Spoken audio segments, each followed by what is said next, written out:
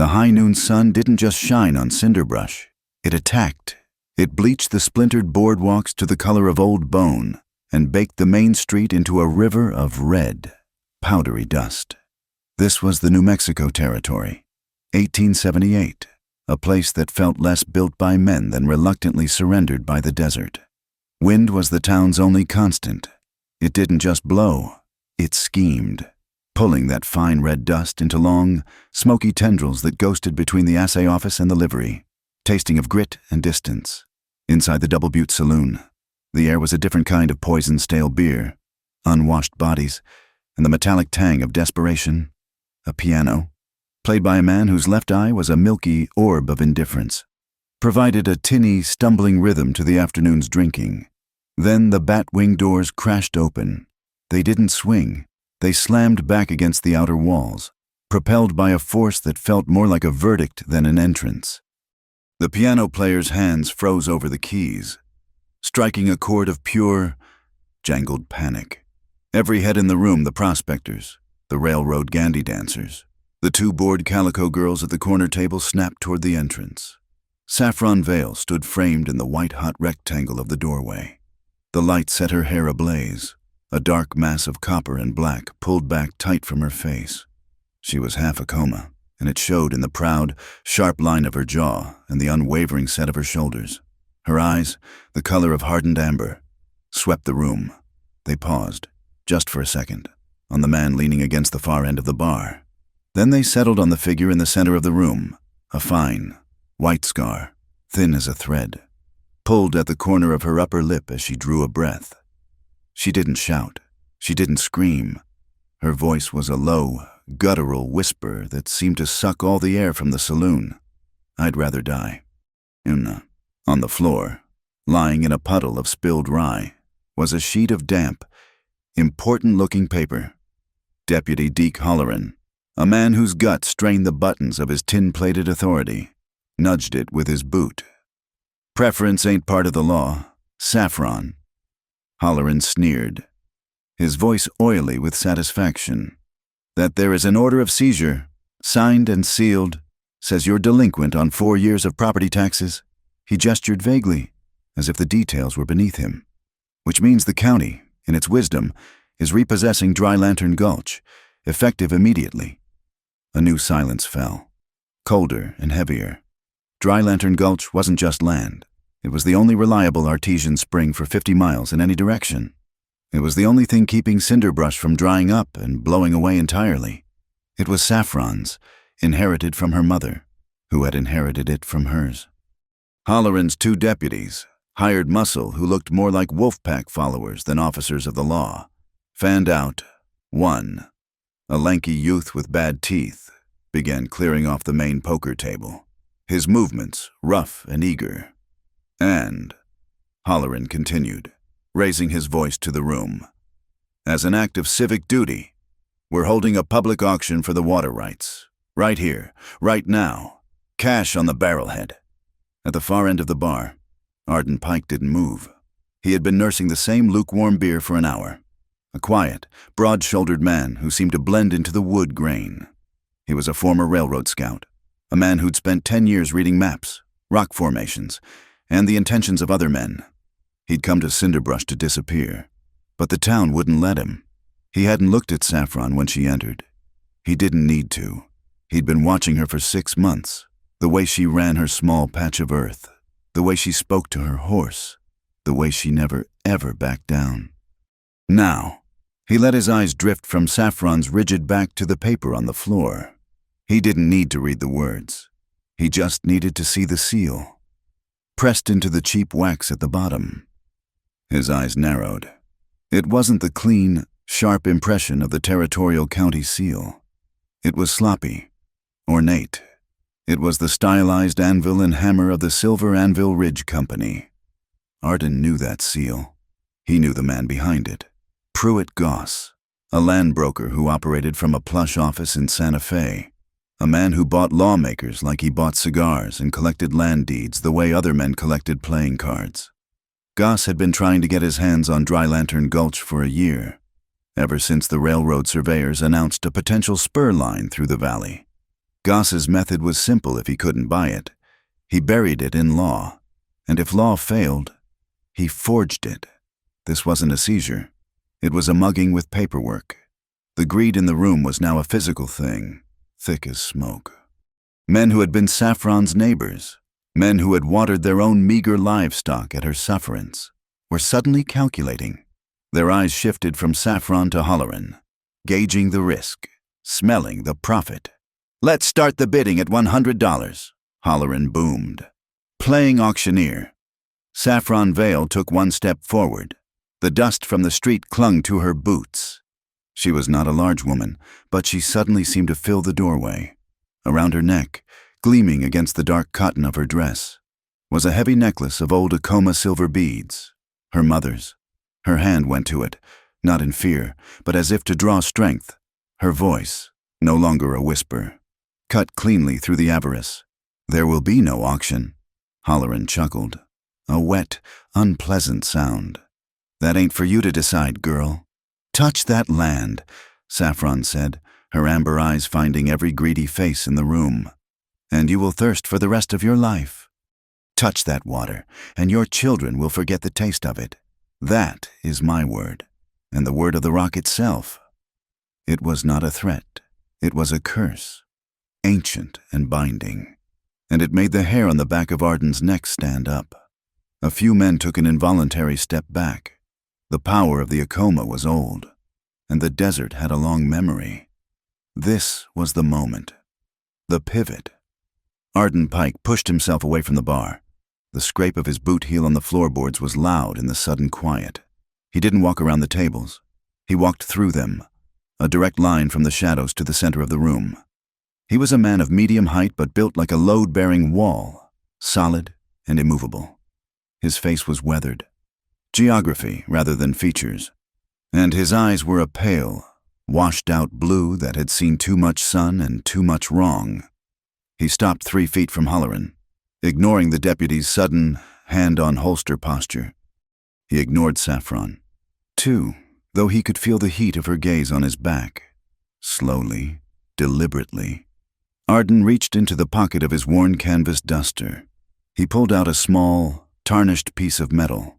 It was a railroad scout's badge, given to him a lifetime ago by a general who was now dead. It meant nothing. It meant everything. He didn't hand it to Halloran. He didn't show it to the room. He let it fall from his fingers. It hit the wooden floor with a dull, metallic clink, a sound of finality, a sound of a man cutting his last tie to a pass that demanded he stay quiet. His voice was low, rusty, like a hinge that hadn't been oiled in a long, dry season. "I want to see the county tax ledger." The room held its breath. Halloran's face, which had been a mask of smug authority, twitched. This was not in the script. "What did you say?" "Pike. The Cinderbrush tax ledger, the official one, not this piece of garbage from Santa Fe." Arden nudged the seizure order with his own boot. "You're claiming delinquent taxes. I want to see the book that proves it."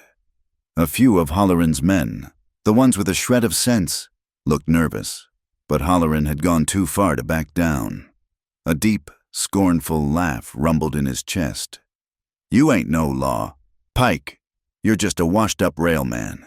You got no right to demand anything." Halloran's hand, which had been resting on the grip of his pistol, now closed around it. He slowly, deliberately, drew the hammer back with his thumb.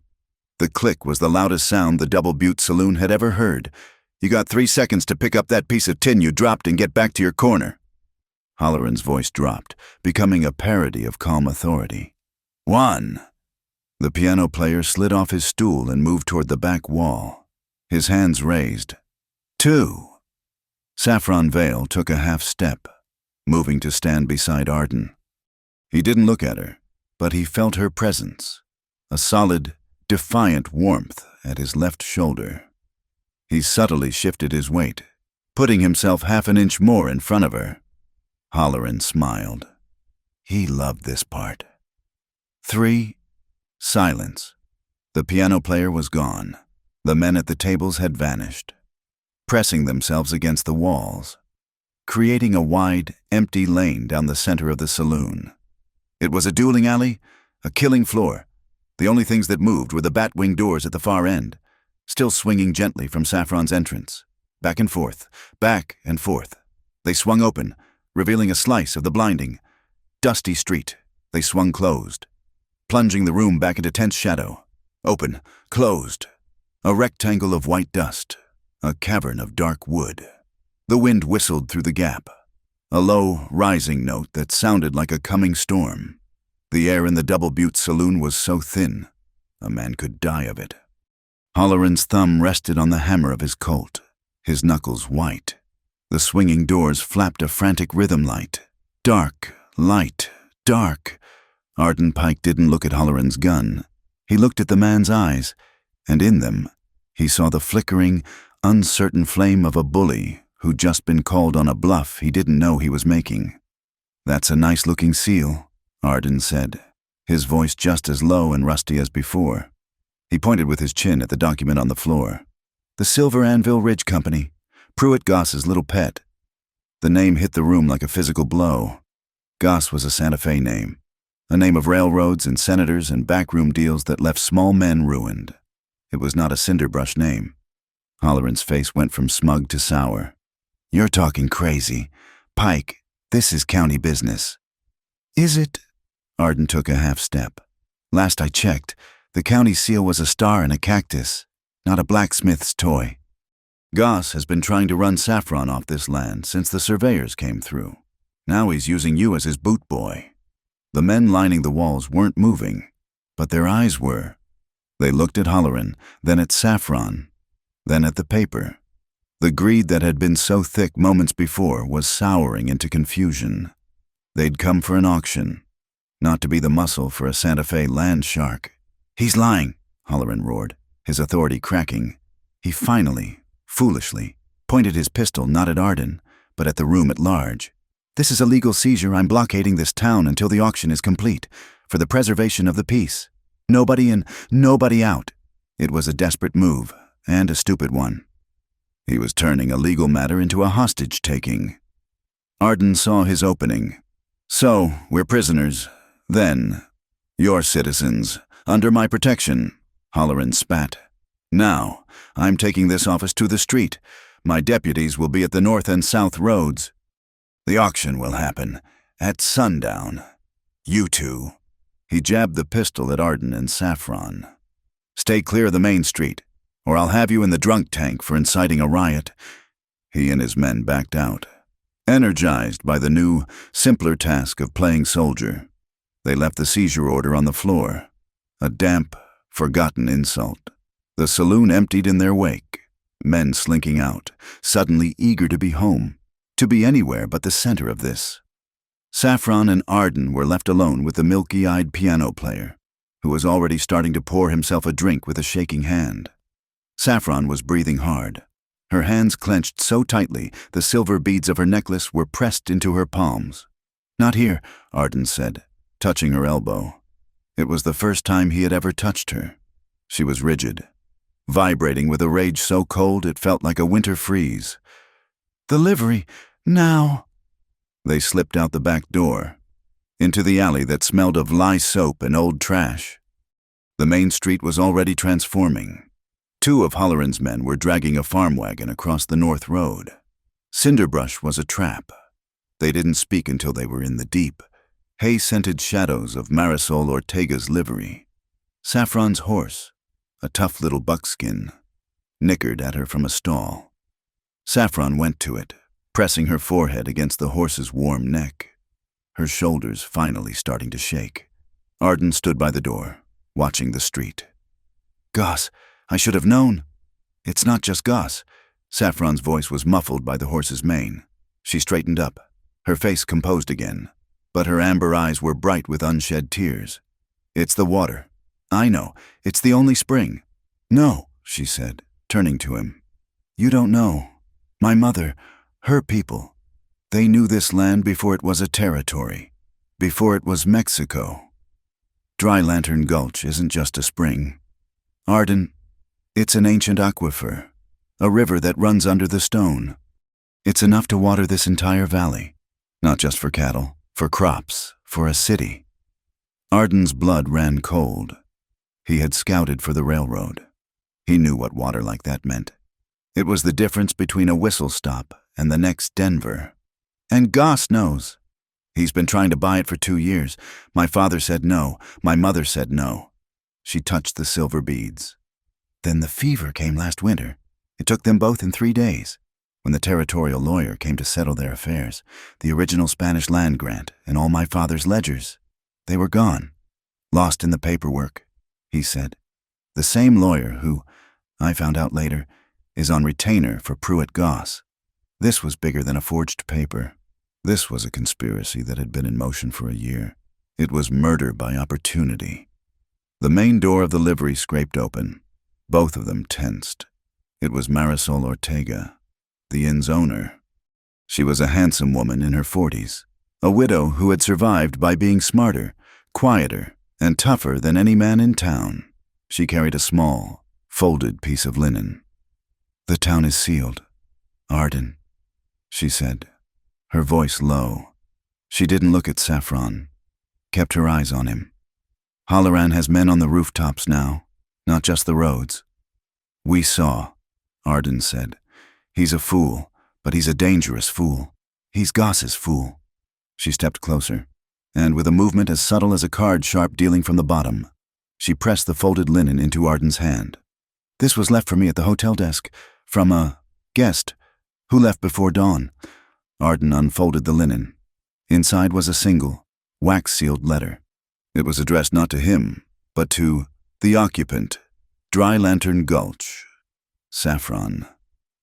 "It came with this," Marisol said, and held out her other hand. On her palm was a small, iron nail, the kind used for horseshoes, but it was bent into a strange, deliberate S shape. Marisol looked pointedly at Saffron. "He said, 'Tell her the forge is cold, but the iron is still hot.'" Saffron's eyes widened. "Bram Killick, the blacksmith, his wife, Una, she was my mother's friend." Arden ignored the cryptic message and broke the seal. The letter was short. It wasn't a letter at all.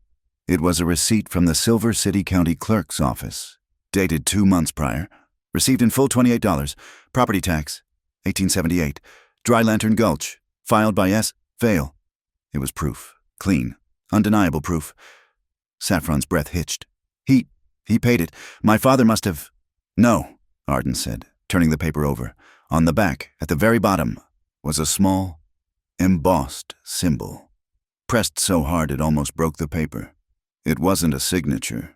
It was a blacksmith's hammer and anvil. "This isn't from your father," Arden said. "This is from an accountant, someone inside the clerk's office, using the blacksmith's mark as a code, a warning. Someone is fighting Goss from the inside." Saffron stared at the paper, her hand covering her mouth. "He paid it. Someone paid it for me."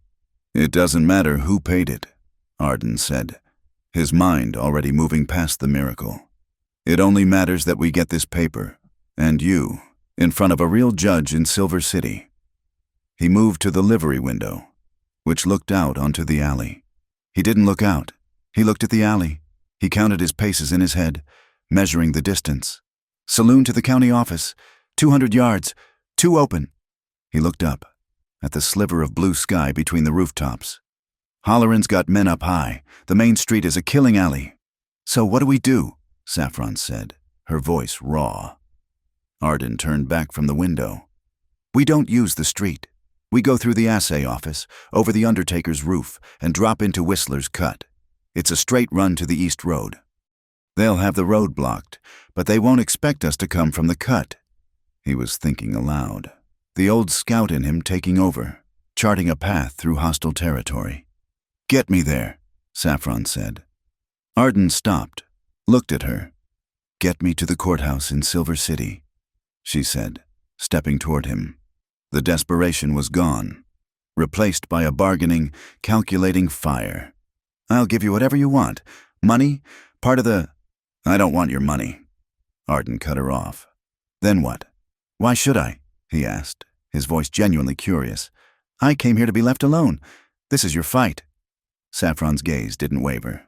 "Because if you don't, Goss wins, and men like Goss don't just take one spring, they take the whole valley. They'll take Marisol's Inn, they'll take Bram's Forge, and they'll take whatever scrap of peace you came here to find." She took a breath, and then she played her last, best card. "You help me, Arden. You get me in this receipt to Silver City, and I will give you my word, as my mother's daughter. The water won't be mine. Not really. I'll file for a community trust. Every farmer in Cinderbrush gets a share. The water will belong to the valley, not to me, not to Goss." Arden Pike looked at her for a long time. He'd seen men like Goss take everything. He'd helped them, once. He'd scouted a line for the Union Pacific that had cut right through a village called Agua Sagrada, a place he had promised the chiefs would be left alone. The railroad had lied. He had been the instrument of that lie. He'd been drinking it away ever since. Here was Saffron Vale, a woman who owned the most valuable thing for 1,000 miles, and she was offering to give it away to save it. He gave a single, sharp nod. "We'll need your horse, and mine, and we'll need to be through Whistler's Cut before they realize we're gone." He turned, pulling his rifle from the scabbard on his own saddle. He checked the action, his movements economical and precise. "It won't be that simple," he said, not looking at her. "Goss buys both ink and lead." "I know," Saffron said, moving to saddle her buckskin. "That's why I'm bringing both." They moved to the wide livery doors, which faced the main street. Arden put his hand on the thick wooden crossbar, ready to slide it open. He motioned for Saffron to stand back. He listened. He heard the wind, the jingle of a spur from a guard on the street, and then something else. A shadow, unnaturally large, fell through the gap between the doors, painting a dark stripe across the hay-strewn floor. It was followed by a sound, a heavy, metallic clack-clack-clack, the sound of a mechanism being cranked. Arden's blood turned to ice. He knew that sound. It wasn't a rifle. It wasn't a shotgun. He looked up. Through a crack in the wooden wall, he could see the roof of the saloon across the street. A silhouette was being wheeled into place, a heavy-barreled gun on a tripod. A Gatling. "Down!" He didn't yell it. He roared it. He dropped the rifle and lunged, grabbing Saffron around the waist in a tackle that was more animal instinct than human thought. He drove them both sideways, away from the door, crashing into a pile of empty grain sacks. He was still in the air when the world exploded. A deafening, rhythmic roar, thup, thup, thup, thup, tore the afternoon apart. It wasn't the single crack of a rifle. It was a mechanical hailstorm of lead. The entire front wall of the livery disintegrated. Bullets the size of a man's thumb ripped through the thick wooden planks as if they were paper. The sign on the front, Ortega's Livery Rooms, vaporized in a cloud of white-painted splinters. Wood, metal, and glass exploded inward. One of the main support beams simply vanished, its place taken by a hurricane of dust. Arden shielded Saffron with his body, his face pressed into her hair, tasting the grit and the faint, clean scent of sage. The noise was a physical weight, crushing them, a continuous, screaming, mechanical rage that was shaking the very foundations of the building. The auction at sundown had been a lie. Pruitt Goss wasn't waiting for the ink to dry. He was settling this with lead. The world was a drum, and they were trapped inside it. The Gatling gun's rhythm was a physical force, a continuous punch that vibrated through the floorboards, up Arden's spine and into his teeth. Dust, hay, and splinters filled the air, a choking fog that tasted of pulverized pine. "The back," Arden roared over the mechanical thunder. His voice swallowed.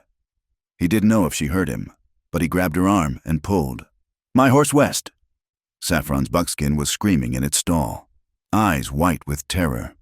Arden's own mount, a big chestnut gelding, was crashing against the wood. There was no time for saddles, no time for anything. The Gatling gun paused, the sudden silence as terrifying as the noise. It was the silence of a man cranking the feed, reloading. "Now!" Arden yelled. He burst from the grain sacks, slammed the stall pin open, and yanked Saffron's horse out by the mane. He slapped its rump hard. "The alley go!" The horse bolted through the back door of the livery, which led to a narrow, trash-filled alley. Saffron was right behind it. Arden grabbed his gelding's lead rope just as the firing started again, a new, angry burst that chewed through the stall he had just vacated. He vaulted onto the gelding's bare back, his boots finding no purchase. The horse lunged into the alley, a 30-inch wide passage between the livery and the feed store. Saffron was already there, clinging to her buckskin's neck, fighting for control. "Whistler's cut left," Arden bellowed. They burst out of the alley's mouth, not onto the main street, but onto the open expanse of mesquite flats that bordered the town's east side. It was a terrible, beautiful, open trap. A mile of flat-baked earth with no cover. A single, sharp crack split the air, different from the Gatling. A rifle, zing-thwap. A bullet kicked up dust 10 feet to Arden's left. He saw the flash, a tiny star of light, from the roof of the assay office. High up, overlooking the flats. A sniper. Halloran wasn't just sealing the town. He was turning it into a free-fire zone. "Ride zigzag!" Arden shouted, pulling his horse's head to the right. Saffron needed no instruction.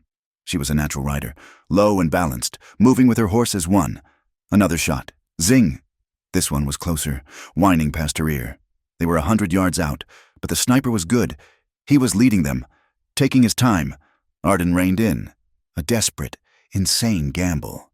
His horse reared, confused. "What are you doing?" Saffron screamed. "Get in front of me now!" He was fumbling in his duster pocket. Not for a gun. He pulled out the small, polished steel mirror he used for signaling on the railroad. A relic of his old life. He angled it, catching the brutal afternoon sun. Another shot. The bullet tore a strip of leather from his saddle. Arden. He found it. A blinding, painful shaft of light. He aimed it back at the assay office roof, sweeping it, searching. He didn't need to be precise. He just needed to be blinding. He saw the flash on the roof flicker, distorted. A curse, snatched by the wind. A fourth shot went wide, high, nowhere close. "Go, go, go!" Arden roared, kicking his gelding into a full, desperate gallop. He rode with one hand on the reins, the other holding the mirror. A tiny, defiant sun in his fist, aimed backward at their hunter. The pursuit wasn't just the sniper. Behind them, erupting from the main street, came the sound of a dozen horses. Halloran's men, finally mounted and giving chase. They were fast. They had saddles. Arden and Saffron were riding bareback, clinging on with their knees and their will. The hoofbeats grew closer, a rolling thunder that shook the ground. Saffron looked over her shoulder. They were gaining. 4 of them. 5. She looked ahead. The ground was flat, but she saw something. A slight rise, a change in the vegetation. It was the old salt lick, a place where the alkali was so thick it formed a white crust on the land. Her father used to cut salt blocks there for the cattle. Tied to her buckskin's lead rope was a small canvas provisions bag. "Right to the left," she yelled at Arden. "That way." "What?" "Do it." He swerved, trusting her. She slowed her horse deliberately, letting the lead pursuer get closer. He was a young, eager man with bad teeth, the same one from the saloon. Triumphant. Saffron reached into her bag, her knuckles brushing the small, heavy object inside the iron good luck charm from Una Killick. She bypassed it, grabbing a fistful of her canvas bag. With all her strength, she tore the bag open. It wasn't provisions. It was a 20-pound sack of rock salt, taken from the lick that morning. "Eat this, you sons of—" She hauled the heavy, leaking sack over her head and threw it backward, not at the men, but at the ground directly in front of them. The bag burst on impact, exploding in a cloud of white, granular dust. The lead rider's horse, running at a full gallop, hit the patch of loose, slick crystals. The effect was immediate and catastrophic. It was like hitting ice. The horse's front legs shot out from under it. It screamed, a terrible, high-pitched sound. As it went down, its neck folding, the rider was thrown. a broken doll, tumbling through a cloud of white dust that looked, for a horrifying second, like snow. The horse behind it tried to swerve, but it was too late. It tripped over the fallen animal, and the third horse collided with them both. It was a pileup of screaming animals, shattered limbs, and cursing men. Saffron didn't look back. She kicked her buckskin, urging it on. Arden stared for half a second, a look of pure, astonished respect on his face, before galloping to catch up. The sniper was a problem, and the rest of the posse was still coming, but Saffron had bought them time. "This way," she yelled, pointing not at the road, but at a deep scar in the earth. An old, abandoned irrigation ditch from the first settlement, long since dry. They slid their horses down the steep, 4-foot embankment, landing in the sandy bed. It was cover. The sniper couldn't see them. The deep, narrow channel curved, hiding them from the road. The air was cool and still. The only sound, their own ragged breathing and the thud-thud of their horses' hooves on the soft sand. The walls of the ditch were cracked clay, and in the lowest points, patches of stagnant, green water lay. They reflected the bright blue strip of the sky above, shattered and fragmented every time a hoof disturbed the surface. It was like riding through a tunnel of broken mirrors. It was perfect cover, until it ended. The channel opened up, dumping them unceremoniously onto the railroad easement. And there, blocking the county road, blocking their entire path, was a freight train. It was 100 cars long, a steel snake, hissing steam and smoke. It wasn't just stopped. It was positioned. Hollerin'. He'd used the telegraph. He'd called the rail yard and had them park a train, a solid wall of iron and wood, right across their escape route, as if to announce the trap. The engine's whistle blew. It wasn't a cheerful, hooting sound. It was a long, mournful, dying shriek, the sound of a wounded animal, echoing off the empty plains. Arden pulled his horse to a stop. He looked at the train, his old life and his new, desperate present colliding. The rest of the posse was coming up behind them. They were trapped between the riders and the train. "Hollerin' smart," Arden said, his voice grim. "What do we do?" Saffron said, her knuckles white on her horse's mane. Arden was scanning the cars, boxcars, flatbeds, tankers, and then a stock car, a double-decker car. Its slats louvered, and he could hear, even over the hissing steam, a faint, agitated bleating. "He's smart," Arden said again, "but he's a cattleman. He doesn't know freight." He dismounted, running toward the stock car. "Get down! Keep the horses calm!" "Arden!" A shot rang out. The posse was at the mouth of the irrigation ditch, 200 yards away, and firing. Arden ignored them. He reached the stock car. The latch was a heavy iron pin, locked with a simple railroad bolt. He pulled the hunting knife from his boot, the one he would later give her. It was not a pick lock.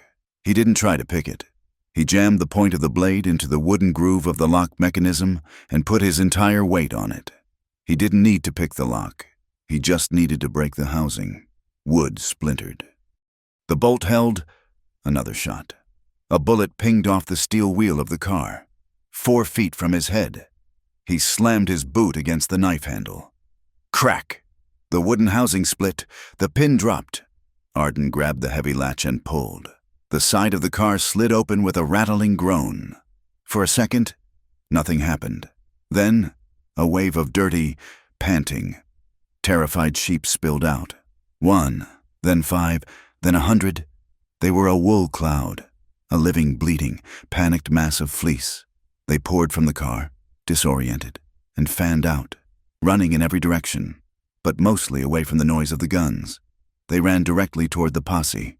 "Get on your horse," Arden yelled, running back to his gelding. The posse had stopped, confused, their horses rearing as the wave of sheep hit them. Men were yelling, guns were firing, but now they were firing at the sky, trying to control their mounts. It was chaos, a cloud of wool and dust. Now, Saffron now. Arden didn't wait. He rode his horse straight at the gap between 2 of the freight cars, the small, 4-foot space of the coupling. His horse balked, but he dug in his heels, and it leaped, clearing the heavy iron chains. Saffron was right behind him. Her buckskin took the jump cleanly. They were on the other side, free. Not free, Saffron panted, pointing. The land here was open, but it rose into a series of sharp, treacherous-looking hills of black rock. That way, the basalt! They can't follow us in that. She took the lead, her horse scrambling up the loose scree. This was her land. She knew it in her bones. She led him into a ravine so narrow their knees brushed the walls, a place where the volcanic rock was sharp as broken glass. Following a trail only she could see, it was a path worn by her Acoma ancestors, a trail that did not appear on any map. They rode for another hour, the black rocks giving way to deep red cliffs. The sun was setting, turning the sky to a bruised purple. The sound of the pursuit had long since faded, lost in the maze of basalt. Saffron finally pulled her horse to a stop in a high-sided box canyon, a natural fortress. The walls of the canyon, known as Blue Candle Arroyo, glowed in the twilight, a deep, fiery red, as if they were still glowing coals. "We're safe," Saffron whispered, her voice cracking with exhaustion.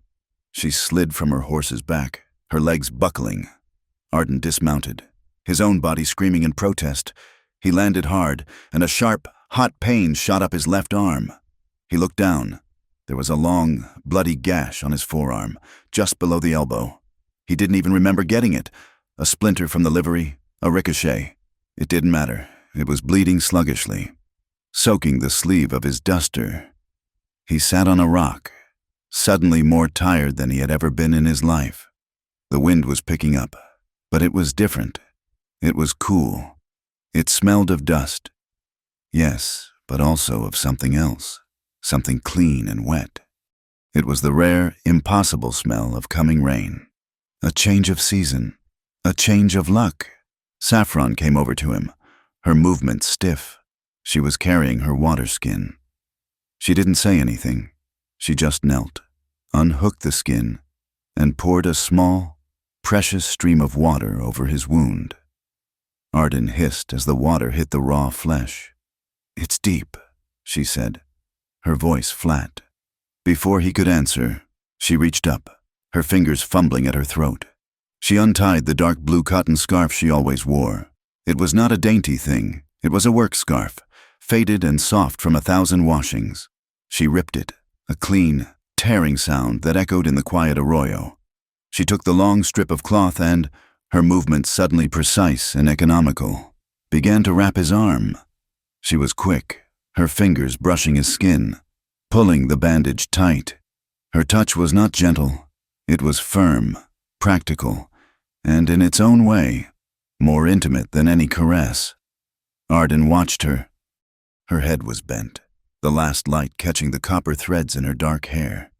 He could see the pulse in her throat, the smudge of dirt on her high cheekbone. She had just saved his life twice. She finished the knot, pulling it tight with a sharp tug. She looked up, her amber eyes meeting his. They were 2 feet apart, close enough to feel the heat from each other's bodies, to see the exhaustion and the fear and the sheer, stubborn will in each other's faces. He realized his hand was bleeding. He realized his entire body was a map of new bruises. He realized he was staring. She didn't pull away. She just held his gaze, a silent, defiant, and almost tender acknowledgement of the line they had just crossed. She had bandaged him with a piece of herself. "We rest here," Arden said, his voice hoarse. "At first light, we find the road to Silver City." Saffron nodded, her hand still resting on his arm, on the knot she had tied. The wind moaned through the high rocks, carrying the promise of rain. The first drops of rain were cold and hard, stinging like pellets of thrown salt. The wind in Blue Candle Arroyo was no longer a promise. It was a physical, shoving force that moaned over the high rock walls. They found a shallow overhang, a scoop in the red rock that offered little more than a psychological defense, and tethered the horses in the deep gloom, hoping the animals' warmth would be enough to keep them from freezing. They were soaked. The adrenaline of the chase was draining away, leaving a deep, bone-chilling cold. Arden worked with the numb fingers, finally managing to spark a small, reluctant fire from a handful of dry scrub he found packed in a rat's nest. It was a pathetic thing, more smoke than flame, but it was a center. Saffron sat huddled, her arms wrapped around her knees, her back pressed against the rock. She was staring into the smoky flames, but her eyes were 1,000 miles away, back in the dust of cinderbrush. He called it a guarantee contract, she said, her voice a rough monotone, as if speaking to the fire. Arden stopped feeding twigs to the flame. He looked at her. Her face was streaked with dirt, her hair matted. But the red rock and firelight gave her the appearance of something carved, ancient and unbending. My father, she continued, was a proud man, but he wasn't a suspicious one. Not with men who wore starched collars. 2 years ago, the drought was bad. We were losing cattle. Goss came to him, not himself, but his man, the lawyer, offered a loan for feed, a territorial assistance program. My father signed. She picked up a small, sharp stone and began to scrape it against the sandstone floor. Scritch, scritch. It wasn't a loan. It was a trap. The guarantee contract had penalty clauses. Absurd. Impossible things. If a single payment was late, the interest. It didn't double.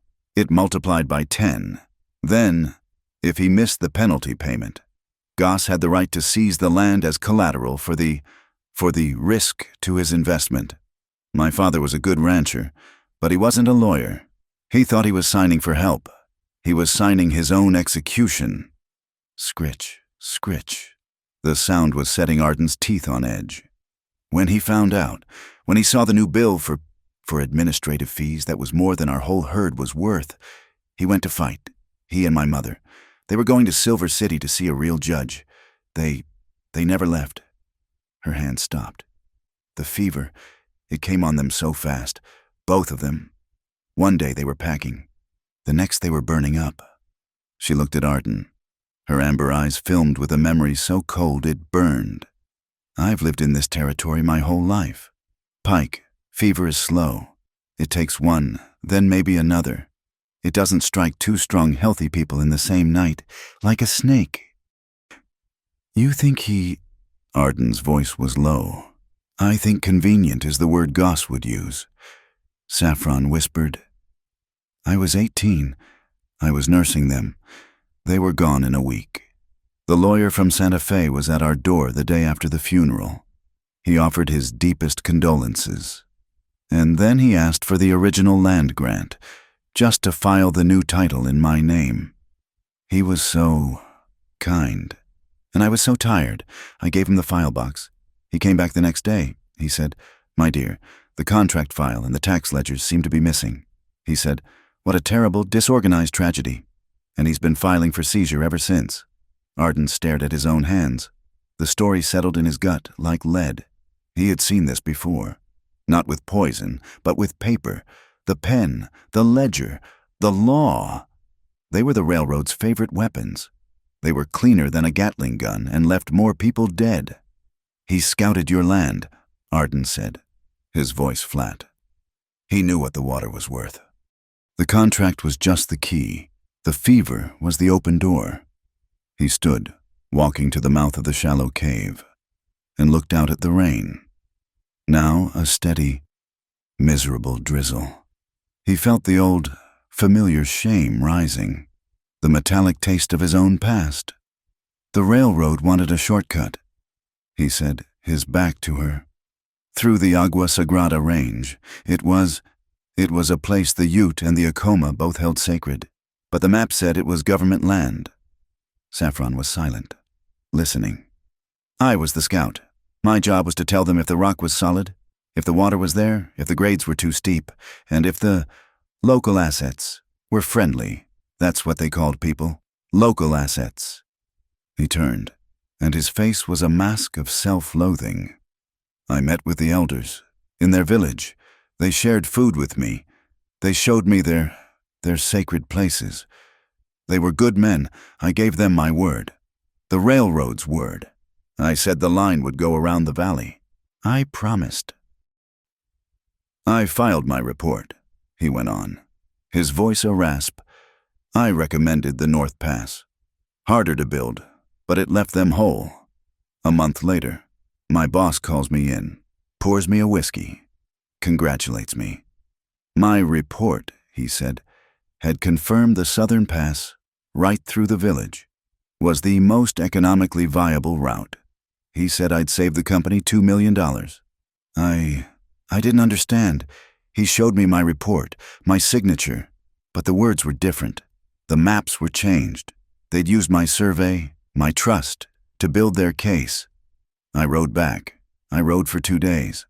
When I got there, the survey stakes were already in the ground. They were driven right through the floor of their kiva, right through their burial ground.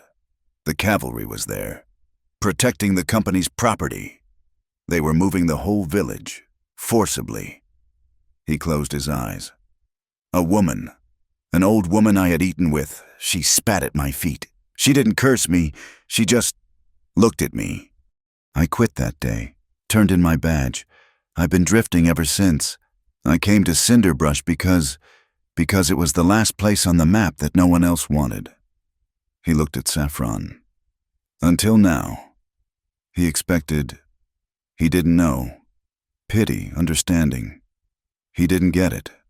Saffron Vale stood up, the firelight catching the defiant line of her jaw. So you ran, she said, her voice cutting. What? You ran. They lied. They stole your name. And you quit. You came here to be a ghost, to drink lukewarm beer in the Double Butte and watch the world burn. As long as the flames didn't touch you. That's not, Arden started, stung. I'm trying to help you. Are you? She stalked toward him, her anger a palpable heat. Or are you trying to save me? Are you trying to finally win the fight you ran away from at Agua Sagrada? Am I your redemption? That's not fair. He growled. I'm the only thing between you and a bullet from Goss's men. I'll take the bullet, she shouted, jabbing a finger at his chest. At least I'll take it on my feet, on my own land. I don't need a savior. Pike, I don't need another man with a guilty conscience to protect me. I have been saving myself my entire life. I need an ally. I need you to respect that this is my choice, my land, and my fight. Can you do that, or are you just going to save me until it gets too hard? And then drift away to another town. Her words hit him harder than the Gatling gun spray. He stared at her, seeing for the first time the difference between the woman he had been watching and the woman standing in front of him. He had been trying to protect an idea. She was protecting her life. He was silent for a long moment. The only sound was the hiss of the rain and the spatter of the fire. An ally, he said, his voice quiet. He reached into his coat, passed the receipt for the $28. He pulled out the other letter, the one Marisol had given him, and with it, a small, grimy object from his pocket. The man from the clerk's office, he said, the guest at the hotel. He didn't just leave the tax receipt. He held out the other letter. This one still sealed with a drop of red wax. He left this too. Marisol gave it to me right before the livery. Saffron looked at the letter. She looked at the wax. Pressed into it was the same mark, a hammer and an anvil. I didn't know if I could trust it, Arden said. Or you, or anyone. He held up the other object. It was a heavy brass seal, fixed to a worn wooden handle. This was in the postmaster's desk when I first came through Cinderbrush. Scouting. It's the old pre-territorial postal stamp. I kept it. A souvenir. He pressed the stamp into the damp earth next to the fire, leaving a clean impression. Then he pointed to the wax on the letter. The mark is the same. The hammer and anvil. It's the old smithy's mark. It's part of the Cinderbrush town seal. The one they used before the railroad. Our ghost in the ledgers. He's a Cinderbrush man. He's telling us to trust him. Saffron's hand was shaking as she took the letter and broke the seal. She read it, her eyes scanning the neat, precise script. She read it again, and her face went pale. Arden, she whispered. He says Goss is moving his ledgers. What? Not just my file. All of them. The Ledger C, he calls it. The penalty interest ledger. He says Goss is a man of arrogant habits. He's moving his private safes from Santa Fe to the Cinderbrush County Treasury Vault for safekeeping during a territorial audit. He's hiding his crimes in the county's own safe. Arden was already on his feet. When? It's the only time they'll be on county property. The only time a judge could legally subpoena them. She looked up, her eyes wide. He's moving them, on the full moon, as is his tradition. Arden, the full moon is tomorrow night. Saffron looked at the letter, then at Arden. The fight was gone. The argument was over. They were past it. A new, terrifying, and razor-sharp path had just opened up. We can't get to Silver City and back in time, Arden said. Even if we could, a judge won't move on our word against Goss's. We need that ledger. We go back. Saffron said it wasn't a question. We go back, he affirmed. Holleran will have the whole town locked down. They'll be looking for our bodies, not for us. That's our only advantage. All right, Saffron said. She folded the letter and tucked it deep into her shirt. She stood tall, a commander, not a victim. But we go back on one condition. Saffron, no. This is not a discussion. My land, my water, my decision. I am not trading Pruitt Goss's guarantee contract for your protection. When this is done, I have the final say on what happens to Dry Lantern Gulch. No partners, no trusts. My say, or we part ways right here. Arden looked at her. The woman who had offered to give it all away to save it was now demanding absolute control. He finally understood. She wasn't just fighting for the land. She was fighting for the right to be the one who gave it. She was fighting for her own choice. The one his Ute friends had lost. The one she had lost when her parents died. He nodded. Once. You have the final say. Good. He unstrapped the sheath from his left boot. He pulled out a long, thin dagger. The handle was old ivory, yellowed and cross-hatched, the blade a dark, well-oiled steel. It was a balanced, beautiful, killing thing. If you're going to be in charge, he said, you'd better look the part, and Goss plays dirtier in the dark. He offered it to her. Hilt first. She took it. Her small hand closed around the ivory handle. It looked, for a second, like it had been made for her. She slid it into her own empty boot sheath. A perfect fit. So, she said, how do we steal a ledger from a vault in a town that wants us dead? We split up, Arden said. I'll go for the treasury. I've opened vaults before. Railroad paymasters. And me? You can't be seen, Arden said. Holleran will have his men looking for your face, your horse. You have to be the one thing he's not looking for. You have to be a ghost. You need to get witnesses. Witnesses, she scoffed. The town is hiding under their beds. Not all of them, Arden said, already moving to douse the fire. Goss has guns. We need a congregation. There's one man in Cinderbrush who isn't afraid of guns. Or Pruitt Goss. Reverend Tally. Saffron breathed. The rain had eased by the time they reached the edge of town, moving like shadows through the pre-dawn light.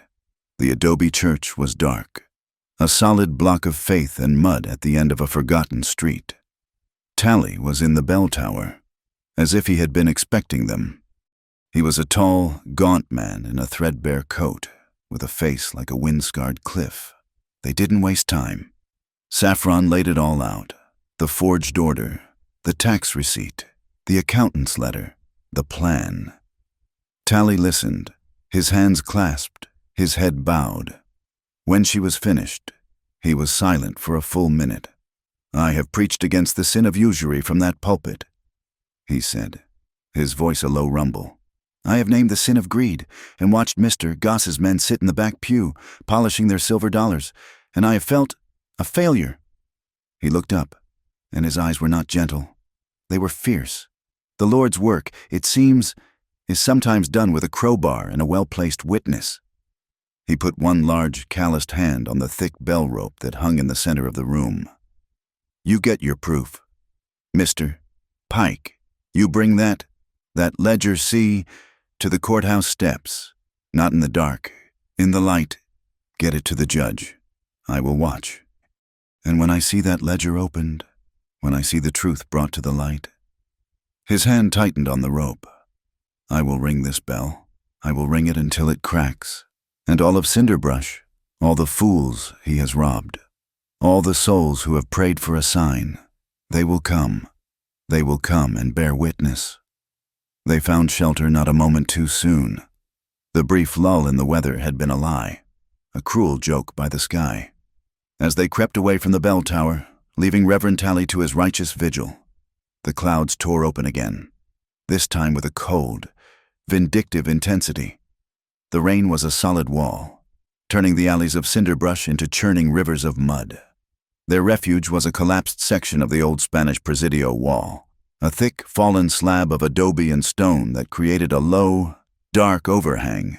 It was less a cave than a grave, but it was dry. Arden coaxed the last of their horses, his big chestnut, into the meager shelter, his breath pluming in the sudden, shocking cold. Saffron was already inside, her back pressed to the stone, shivering so hard her teeth chattered. They were soaked to the skin in seconds. Their clothes were a heavy, icy burden. Arden managed another small, sputtering fire, this one fueled by the dry, rotted wood of an ancient window frame. He kicked apart. The flames were smoky, smelling of alkali and centuries, but they were heat. Arden sat heavily, the last 2 days' exertions crashing down on him. He held his bandaged left arm out to the fire, but the soaked cotton strip Saffron had tied on was now a cold, constricting rope. He hissed in pain as he tried to unpeel it, but his fingers were numb and clumsy. "Stop." Saffron's voice was quiet, but it was a command. She moved from her spot, kneeling in front of him. "You'll make it worse." She took his arm, her own hands shaking, but her grip was firm. She carefully, painstakingly, unwound the ruined bandage. The gash beneath was an angry, swollen red. The skin around it puckered and white from the cold water. It's not good. Arden," she whispered, the professional, practical tone she'd used in the arroyo now gone. She saw the damage. He barely heard her. He was watching her face, illuminated by the struggling fire, the planes of her cheeks, the stubborn set of her jaw, the way her wet hair was plastered to her skin. She looked exhausted, and beautiful, and more real than anyone he had ever known. Saffron pulled a small, flat tin from her deep pocket, one of her few possessions she'd had time to grab. "My mother made this," she said. "Pine sap and other things. It will sting." She dipped 2 fingers into the dark, sticky salve. Arden's whole body was tense. He braced for the pain. Her touch was impossibly light. She didn't just rub it in. She applied it with a slow, careful pressure, her fingers mapping the edges of the wound, cleaning it, closing it. The sting came, hot and sharp, but it was secondary. What Arden felt was the shock of her touch, the deliberate, healing intimacy of it. His hand, the one on his knee, clenched into a fist, then trembled, the fingers splaying open, betraying the storm of adrenaline and exhaustion and a new, terrifying feeling. He did not look away. His eyes, which had for years scanned horizons, read maps, and avoided the gazes of other men, locked on hers. He didn't hide the tremor. He didn't hide the pain. He didn't hide the sudden, desperate need that had nothing to do with the mission and everything to do with the woman in front of him. His gaze was no longer that of a scout, or an ally. It was a silent question, a plea, a permission. Saffron felt the change. She saw his eyes soften, saw the armor he wore like a second skin crack and fall away. She finished her work, her fingers lingering on his arm. The shivering had stopped, replaced by a different kind of tension. Slowly, as if testing the weight of the air, she lifted her free hand, not the one covered in salve, but the other, clean, cold, but steady. She placed it flat on his chest, over his heart, under her palm. She felt it, a powerful, frantic, runaway rhythm. Thump, thump, thump, thump. A beat as wild and strained as a horse that had been run too hard. His heart was betraying the calm. Solid front he had shown her since the Gatling gun. A slow smile, the first true smile he had ever seen from her, touched the corners of her mouth, pulling at the tiny, white scar. It was a smile of pure, sudden understanding. She was not afraid of his fractured past or his present tension. "We still have a long way to go," she whispered. The words a reassurance, but the meaning had changed. It was no longer a warning. It was a promise. His hand came up, covering hers, pressing her palm tighter against his chest. He didn't speak. He couldn't. The space between them, which had been a no-man's land of survival and strategy, suddenly became a charged, undeniable vacuum. The cold, the rain, the fear of tomorrow. All of it conspired to pull them together. It wasn't a choice. It was an inevitability, like stones rolling downhill. Arden leaned in. Saffron met him halfway. It was not the desperate, frantic kiss of a saloon girl or the chaste peck of a courtship. It was a collision of truths. His mouth found hers, and it was a shock, the taste of rain and smoke and the metallic tang of her own resolve. It was careful. At first, a question asked, an answer given. His hand moved from her hand to her jaw, his thumb brushing the damp skin, holding her as if she were a priceless, fragile thing. And then she kissed him back. It was not gentle. It was fierce. Her cold fingers tangled in the hair at the back of his neck, pulling him closer. This was the kiss of the woman who had thrown the salt, the woman who had demanded his trust, the woman who would rather die than surrender. It was a kiss of shared fury, of profound relief, of a deep, aching hunger to be seen. It was a claiming. His arms, one good, one wounded, came around her, pulling her from her knees, lifting her so she was pressed against him. He was a solid wall of warmth and muscle, and she let herself, for 1 second, lean, for 1 second. She was not just the defender of the gulch. She was just Saffron. Their shoulders, which had been hunched against the cold, finally, relaxed. The kiss softened, deepened, became a slow, quiet exploration, a way of learning each other's contours in the dark. When they finally broke apart, they didn't move away. They rested their foreheads together. His eyes were closed. Hers were, too. They just breathed, their breath mingling, hot and steamy in the cold air. The only sound was the steady, drumming roar of the rain on the stone above them, a rhythm that matched the new, steady beat of their own hearts. So much was said in that silence. His body, no longer a weapon, was a shield, and it was a promise. I will not abandon you. Her body, no longer rigid with defiance, softened against his, I trust you. It was a desire born not of lust, but of recognition. You are like me. You are broken in the same places. You are whole. The fire sputtered. Almost gone. The cold was becoming dangerous. Arden reluctantly loosened his grip. We'll freeze. Saffron nodded, pulling back, though her hand lingered on his shoulder. She looked at his horse roll. A sodden canvas tube. Is there a blanket? He managed to unroll it. Inside, miraculously, a thick, heavy wool blanket, the kind used for army horses, was still mostly dry. He didn't ask, He just shook it open, a cloud of dust and the faint scent of horse and leather. He sat back against the rock, his long legs stretched out. He held one side of the blanket open, an invitation. Saffron sat beside him, so close their hips and shoulders touched. He wrapped the heavy wool around both of them, a shared cocoon. She hesitated for only a second. Then, with a small sigh that sounded like a surrender, she rested her head on his shoulder. He did not move.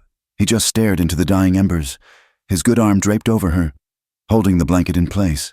The firelight cast a warm, reddish glow on their faces, smoothing the hard lines of worry and fatigue, making them look younger, almost peaceful. The rain gentled, its roar fading to a steady, percussive drumming, Like 1,000 fingers on a canvas roof. It was no longer a threat. It was a curtain, hiding them from the world. They should have slept. They needed to, but they didn't. "The vault," she whispered, her voice muffled against his coat. "The clerk's office is on the south side, but the treasury vault, it's in the basement. The windows are barred." "The ventilation duct," he whispered back, his voice a low rumble in his chest. Her ear pressed so close she could feel it. "From the old bank, the one that failed in '68, I saw the plans. When I scouted the rail spur, the duct runs under the street, from the bank cellar, right to the treasury. It's the only way." "The bank cellar's full of water," she murmured. "Then I'll have to get wet." His hand, the one holding the blanket, found hers, her fingers, cold and stiff, laced with his. It was not a romantic gesture. It was the linking of a chain, a circuit, completed. Their breathing, which had been ragged, evened out. For a long time, they just sat, passing the last of the night in a shared, quiet warmth, whispering the mechanics of their desperate plan. Their hands were linked. Their purpose was one, but the air between them had changed forever. The scene did not end with sleep. It ended with a look, as the first thin, purple-gray light of dawn began to stain the edge of the sky. They looked at each other. The passion of the night had not faded. It had been forged, cooled, and sharpened. It had merged with their singular, desperate goal. The rain had stopped. They stood up as one, pushing the heavy blanket off. The air was cold and clean, smelling of wet stone and new beginnings.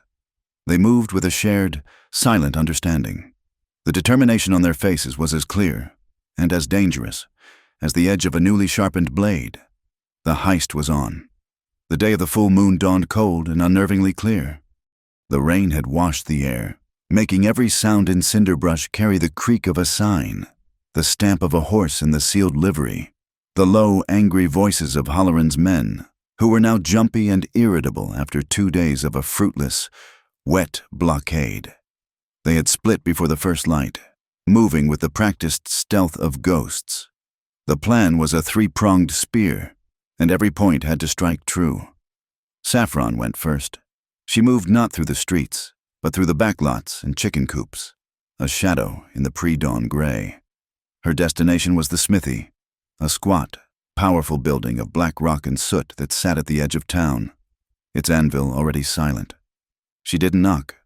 She used the signal Bram Killick had taught her as a child, 3 quick taps and 1 slow, like a horseshoe being set. The heavy door scraped open an inch. Una Killick's face appeared in the crack, pale and lined with worry. When she saw Saffron, she gasped and pulled her inside, into the warm, metallic-smelling dark. "Child, they said you were dead," Una whispered, her voice rough.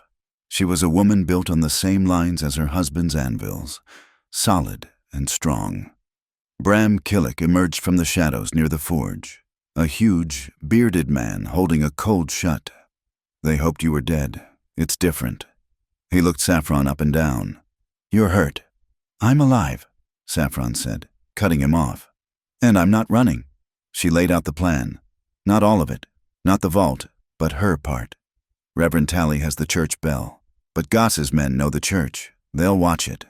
"So what do you need from us?" Bram rumbled, his big hands clenching and unclenching on the iron tool. "Your bell," Saffron said, pointing to the massive iron triangle that hung by the smithy door, the one Bram used to signal the end of the workday. "It has a different sound. No one will be listening for it, except my friends." "Friends?" Una asked, raising a skeptical eyebrow. "The ones who are tired of being thirsty." Saffron said, "When Tally rings his bell, it means the judge is on the steps. It means the law is watching. But when you ring yours, it's a different signal. It's a signal for me. I'll need a way out." She looked at Bram. "I'll be near the courthouse. If I light a fire, a smoke signal, a small one, in the alley behind the land office, it means I have it, the ledger, but it means I'm trapped. I need you to ring that triangle. Ring it like the town's on fire. It's the signal for the ranchers to create a distraction. Bram nodded, his eyes fixed on her. A fire. Ring the bell. Got it. And if Halloran's men come, they'll come, Saffron said simply. Let 'em, Bram said, a grim smile touching his lips. He tossed the cold shut onto the anvil, where it landed with a heavy, definitive clang, while Saffron was at the forge. Arden was on his belly in the mud. He was in the crawl space under the cinderbrush feed seed, a dark, spider-filled space that smelled of rat poison and damp earth. But it gave him a perfect, concealed view of the county treasury. He sketched in the small notebook he always carried, his railroad scout's mind working. The treasury was a brick building, new and proud, built with railroad money. But the lot it sat on was old. He drew the footprint, then, from memory, overlaid the plans he had seen years ago. The failed bank, the old Mexican-era acequia, the water ditch, and the ventilation shaft.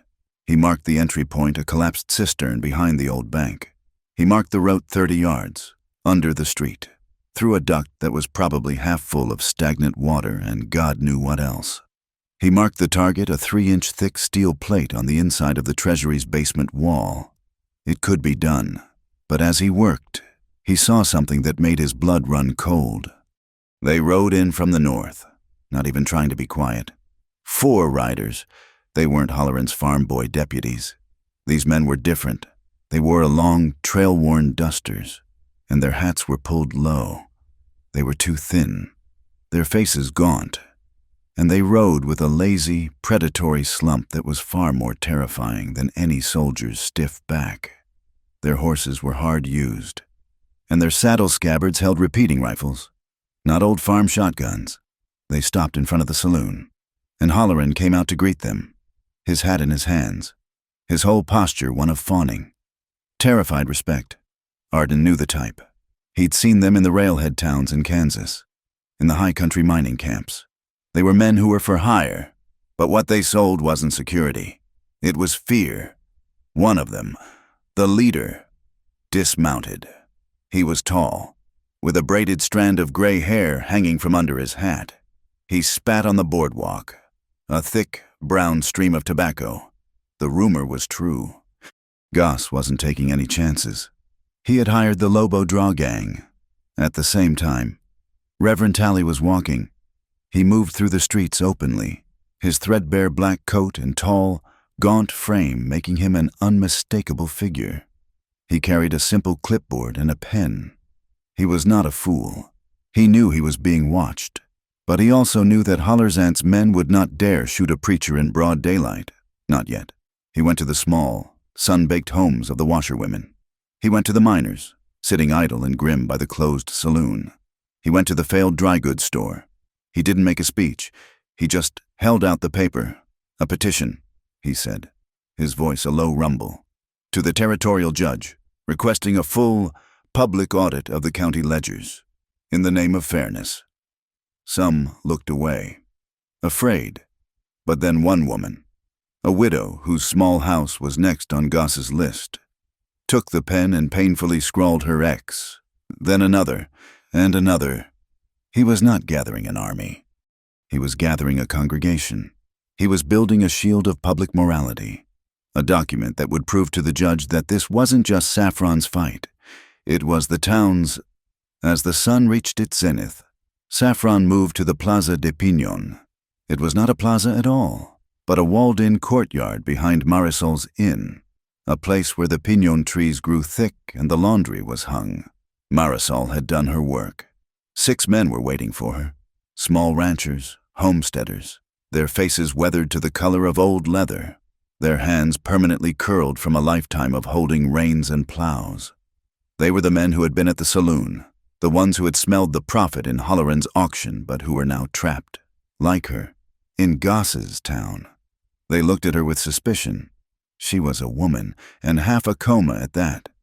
Halloran lied to you? Saffron said, her voice clear, echoing slightly in the small square. She didn't plead. She stated facts. There was no legal seizure. My taxes were paid. She held up the receipt. This is a land grab by Pruitt Goss. You all know it.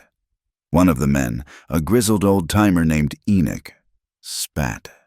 "So what, girl, it's his town now. He has the guns." "He has the guns," Saffron agreed. "But I have the water, and he has my ledger. Tonight, I'm going to take it back." They stirred. This was not what they expected. "You're crazy," another said. "The Lobo draw riders got in this morning, 4 of them. You'll be dead by midnight." "Maybe," Saffron said. "But if I get that ledger, I will need witnesses. I will need the whole town to be on the courthouse steps when Reverend Tally rings his bell." "And if we do?" Enoch asked, his eyes narrowing. "What's in it for us? Goss was gonna auction the water. At least that's a chance. You get it back, you'll just be another tyrant, a water queen. We'll still be thirsty." This was the moment. The same pivot from the saloon. But now, with higher stakes. "I gave my word to Arden Pike," she said, "and I give it to you. When I win this, not if. When I am filing for a community trust, the Cinderbrush Water Cooperative." Their eyes widened. "Every homesteader in this valley." Saffron continued, her voice ringing with a power they had never heard. "Gets 1 share, 1 household, 1 share. You pay for the upkeep of the pumps, and you get your water. Not what you can afford, what you need." It was a revolution, spoken in a quiet courtyard. There was a long, deep silence. The men looked at each other. They had been trained by the desert to distrust miracles. Enoch finally stepped forward. He was an old man, but his eyes were clear. He didn't smile. He just nodded. 1. Slow. Deep nod. 1 by 1. The other men nodded. 2. It was a silent, grim, binding oath. "All right," Saffron said, her shoulders relaxing for just a second. "When you hear the church bell, that is Reverend Tally. You come to the courthouse. But if you hear the forge bell, the blacksmith's triangle, that is me. It means I'm in trouble. It means I need you to make some...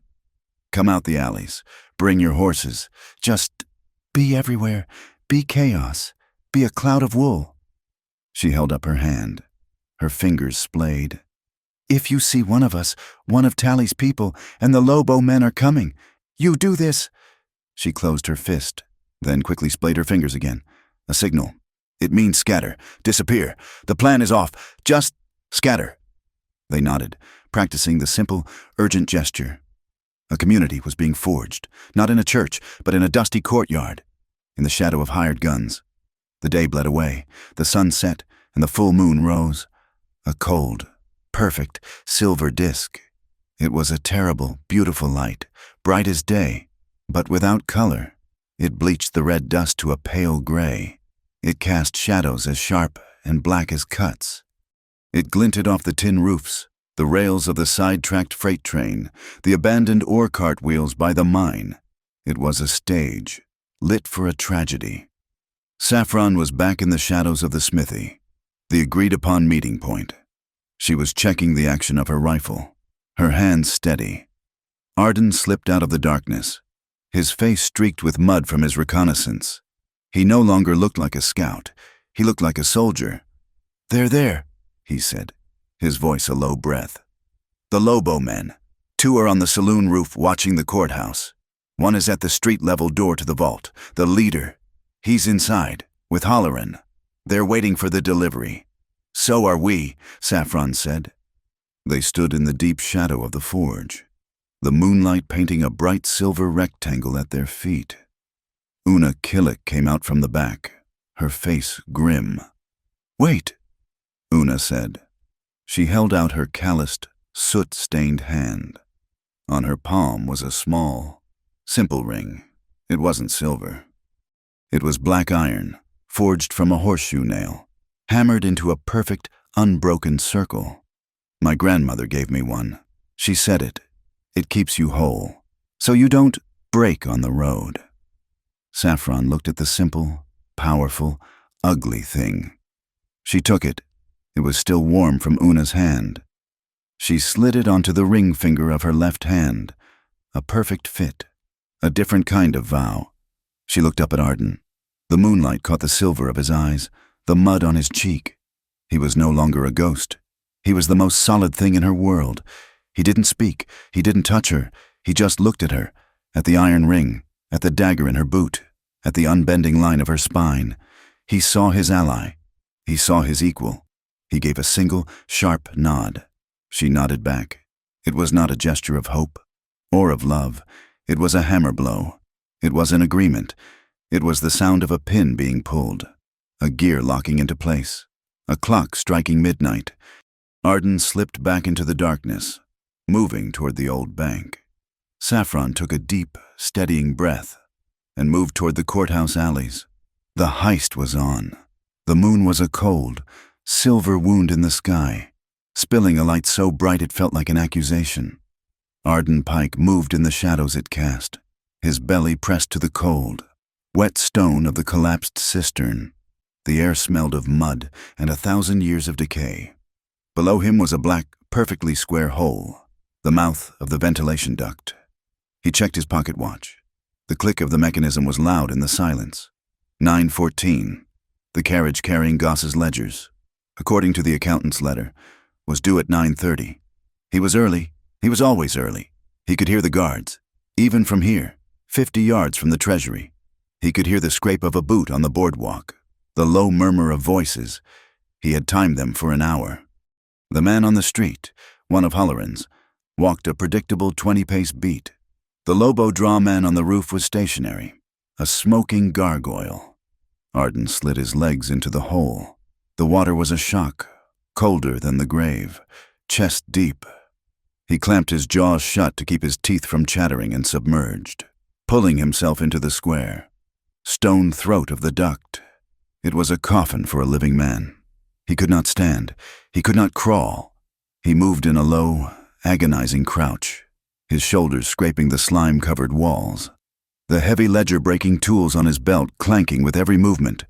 His world was the sound of his own breathing, amplified by the stone, and the steady drip, drip, drip of water seeking through the street above. He counted his paces. 30 yards, 150 agonizing, shuffling steps, then light, a vertical steel grate, the end of the line, opening into the treasury basement. He put his ear to the cold, damp metal, voices. Should be here by now. Goss don't like waiting. A flat, cold voice, the Lobo draw leader. It's a full moon, sir, Halloran's voice, fawning and nervous. He likes the tradition. He likes the theater. The leader spat. Get me a whiskey. And tell your man outside to stop shuffling. He sounds like a nervous cow. Arden let out a slow breath. He was in time. Now, he just needed the signal. Saffron Vale did not look like a revolutionary. She looked like a tired woman. She wore a drab brown shawl, her hair tucked up, her face smudged with a little accidental cart grease.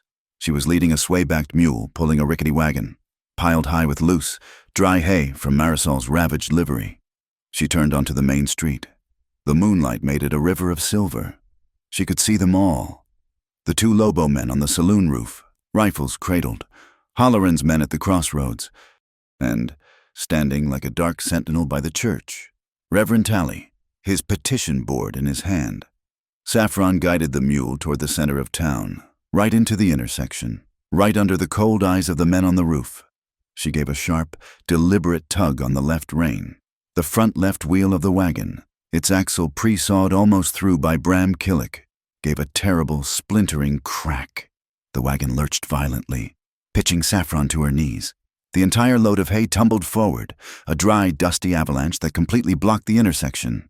Oh, my heavens!" Saffron cried, her voice high and thin, a perfect image of feminine distress. On the saloon roof, the Lobo draw leader's second in command swore, "Damned mule!" He looked away, back toward the road, expecting Goss. Saffron scrambled to her feet, frantic. "Oh, please, my wagon! Oh, dear!" She bent over the pile of hay, as if to inspect the broken axle, her back to the saloon. Her hand dove into the pocket of her apron. She pulled out a small, tightly wrapped cloth bundle, sulfur, sugar, and a touch of saltpeter, prepared by Bram. She shoved it deep into the driest, most combustible part of the hay pile. At that exact second, from the church, a single, deep, commanding sound rang out. Bong, the official town bell. Tally. It was the signal. Not for Arden. It was the signal for the county clerk, a small, terrified man who owed the Reverend his life. It was the signal that meant, the judge has been summoned. The law is in motion. Do your part. On the roof, the Lobo man looked toward the church, annoyed. What now? In the street, Saffron scraped the heel of her boot, the one Bram had fixed with a small steel plate against the rough grit of the road. Right next to the hay, a tiny spark. She stumbled, shoving the spark deep into the sulfur pack. A wisp of acrid, yellow smoke. Fire! Saffron screamed at the top of her lungs, pointing at the hay. It's on fire. A sulfur match doesn't burn like wood. It ignites. Fwoomp! A blinding, instantaneous flash of yellow-white light, and the entire hay pile erupted, not in flames, but in a massive, choking, impenetrable cloud of thick, stinking, sulfurous smoke. The bell, the scream, the explosion of smoke. It was total, perfect chaos. Holleran and the Lobo leader burst from the Treasury office. What in the name of... They ran toward the intersection, but a new, more immediate problem blocked their path. Deputy, oh, deputy, thank the saints. Marisol Ortega, her face a mask of profound tragedy, ran from the inn and planted herself directly in Holleran's path. It's my cow. Deputy Bessie, get out of my way. Marisol, Holleran growled, trying to shove past her. But she's gone, Marisol wailed, grabbing his arm with a grip of surprising strength. She wandered off. And she's a nervous milker. You know, she only likes the clover from the south pasture. And I think she went down Whistler's Cut, which is where your men are. And if she's not milked by 10, deputy, she'll pop. She'll just pop all over the mesquite. You can't let that happen.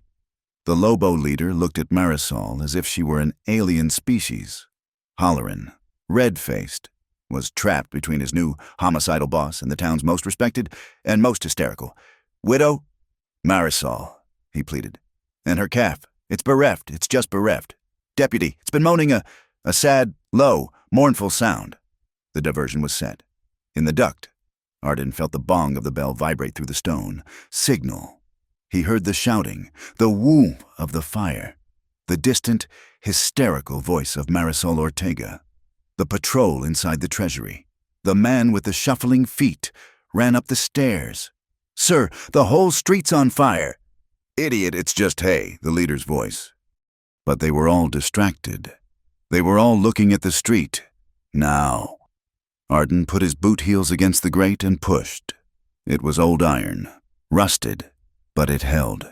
He put his back into it. Scree! The hinges gave.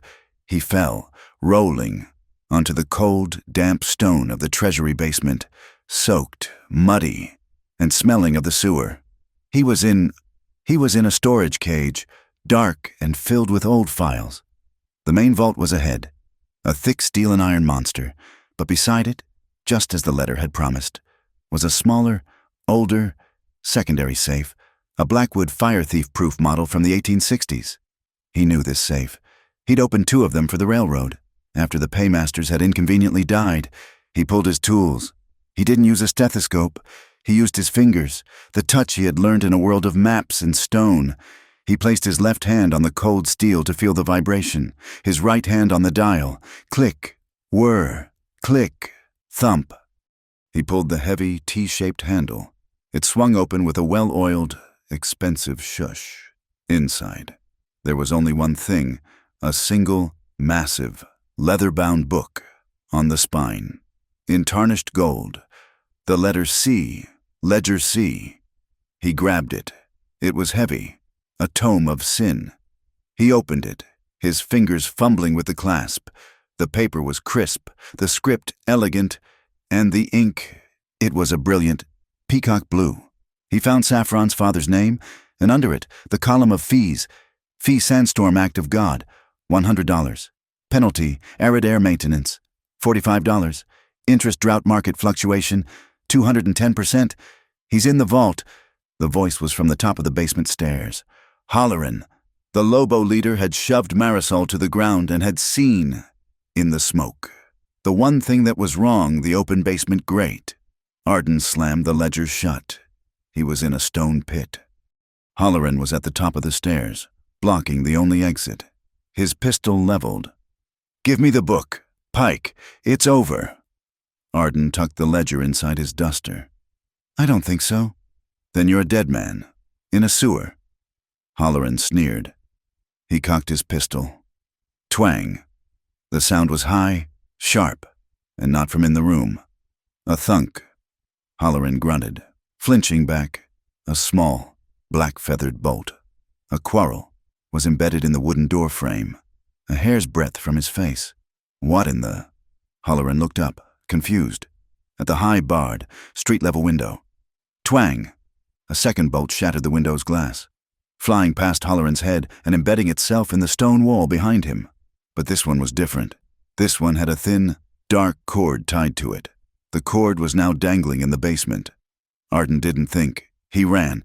He charged the stairs, low and fast. Holleran, panicked, fired. The shot was wild. The bullet screaming off the stone wall. The muzzle flash blinding. Arden didn't go for Holleran.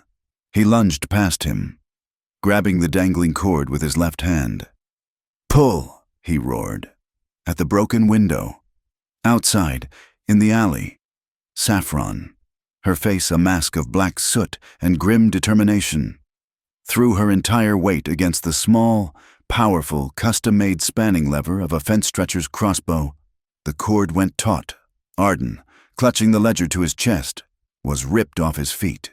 He put his boots to the wall and was hauled, scraping and bouncing, up the side of the stairwell, and then through the barred window, the iron bars just wide enough to let him pass.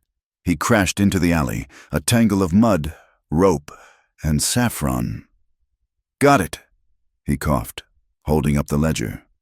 "I saw," she panted, pushing him off. And then the sound of the world changed. The church bell, which had been silent, suddenly exploded. Clang, clang, clang, clang, clang. It was not a signal. It was a frantic, desperate, terrified alarm. "Tally! The Lobo men!" Saffron whispered, her eyes wide with horror. "They're at the church!" "He's calling them," Arden said, scrambling to his feet, pulling Saffron up with him. "But he's also calling the town. The plan is broken." From the front of the treasury, they heard the Lobo leaders roar, get them both!" "We have to split," Arden said, his voice hard. "They see us together. They'll trap us." "Where?" "Echo Coil Alley behind the old stamp mill. It's the only path to the courthouse steps. They're not watching. Go." They broke apart, melting into two different moon-drenched shadows, the ledger clutched under Arden's arm, the frantic bell raining down on them like hammer blows.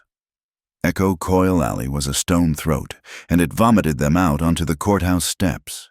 They ran, low and panting, Arden clutching the heavy ledger to his chest, Saffron's hand on the ivory-handled dagger at her boot. The main street was a nightmare of silver and black, lit by the accusing full moon. The frantic, terrified clang, clang, clang of the church bell was still raining down. A desperate alarm. The square was empty. They were alone, exposed on the stone steps. A perfect target.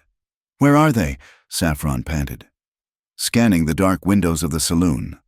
"They're coming," Arden said. He was right. A new sound joined the bell, the high, rattling clatter of a fine carriage, driven too fast. It slid to a halt in the middle of the street, the horses rearing, their harnesses jangling. The door, emblazoned with the Silver Anvil Ridge Company's crest, was thrown open. Pruitt Goss emerged. He was not a frontier ruffian. He was a man of Santa Fe, in a tailored black suit and a silk waistcoat. His silver hair was perfectly combed. He was followed by the Lobo draw leader, the man with the gray braid, who moved with a predator's lazy, terrifying grace. Holleran, his face a mask of purple rage, ran from the treasury alley to join them. "There they are," Halloran bellowed, pointing. "The thief! And that murdering!" Goss held up a single manicured hand. The gesture was all it took. Halloran fell silent, choking on his own fury. Goss looked up at Saffron. His eyes, even at this distance, were cold and amused. "Miss Vale, I see you've abandoned your auction clothes, and you've allied yourself with a common housebreaker." He walked, unhurried, to the base of the steps. He produced a folded, elegant document from his inner pocket. "I was on my way to present this to the judge myself. Your father's original, signed, guarantee contract. The one, I believe, you claimed was lost." He looked past them, to the top of the steps, where a small, bird-like man in a nightshirt was emerging, his face a mask of confusion. "Judge Fane, thank God you're here. This town is under siege by these criminals." "I demand you have this woman, Saffron Vale, arrested for fraud. And this man," he pointed at Arden, "for theft of my private property." The judge, Alistair Fane, squinted. "Mr. Goss, what is the meaning of this, the bell?" "The bell," a new voice rumbled, "is the sound of the truth. Judge, a sound this town has not heard in many years." Reverend Tally strode from the shadows of the church, his long black coat flapping. He was not alone. Behind him was the small, trembling county clerk, Mr. Hemlock, and holding his arm was Marisol Ortega, her face no longer one of comedic tragedy, but of cold, hard resolve. Tally did not address Goss. He spoke to the judge. "Sir, there is a question of taxes. Mr. Goss and Deputy Halloran have claimed Miss Vale is delinquent." "She is!" Halloran roared. Tally held up the petition, thick with signatures. "The town believes otherwise, and Mr. Hemlock has, at my insistence, brought the county's duplicate ledger." He nudged the terrified clerk. "Mr. Hemlock, the original tax receipt for Dry Lantern Gulch, 1878. You confirm the seal. Tell the judge." Hemlock, shaking so hard he could barely stand, held up a single piece of paper. It's true. Judge Fane, the seal. It's the old county seal, but it's valid. Our duplicate confirms. Her taxes were paid in full. $28, 2 months ago." A silence. Goss's smile did not flicker, but his eyes went dead. "A clerical error, easily bought. A forged receipt. It changes nothing. The contract," he slapped the document in his hand, "supersedes all. And that man," his voice dropped to a snarl, "is holding my private ledger, stolen from my safe. Seize it, deputy." "With pleasure," Halloran said, his hand dropping to his gun. "Private ledger," Arden Pike spoke for the first time, his voice a low gravel. He stepped forward, opening the massive blue-inked book. "Ledger C." "You mean this one?" "Goss, the one you hide in the county vault." He held it open for the judge to see, the blue ink vivid in the moonlight. "Is it private to charge a man sandstorm interest?" The few people who had crept into the square, the ranchers from the plaza, the miners from the shadows, heard him. A low murmur started. "What? Sandstorm or a dry wind fee?" Arden continued, his voice rising. "A prosecutor in the dock. Or a market fluctuation penalty on a drought year of, let me check, 210%. This isn't a ledger. Judge, it's a list of High Plains robbery.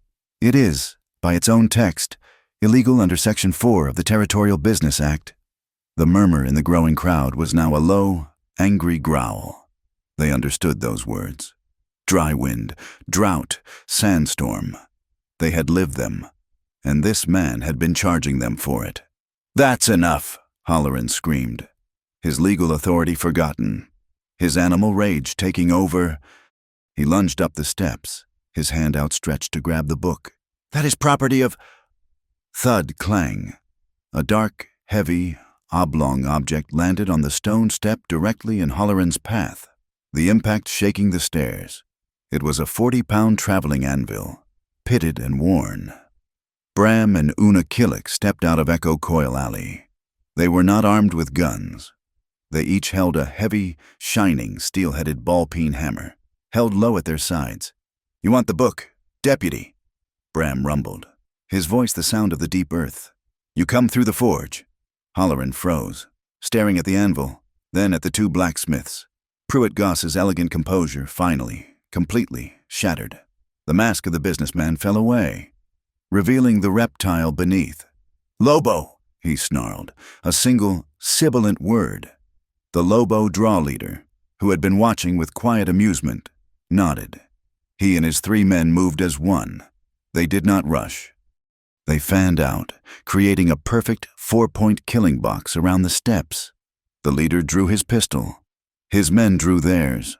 The sound of 4 hammers being thumbed back, click, click, click, click, was brittle, sharp, like the breaking of glass. The air, which had been full of bells and shouts, suddenly went dead silent. The crowd, which had been growing, froze. The Lobo draw men aimed not at Arden, not at Bram, but at the crowd. It was a message. Move, and you all die. Into this terrible, perfect silence. Saffron Vale moved. She walked down the steps. She left the protection of Arden, the anvil, and the judge.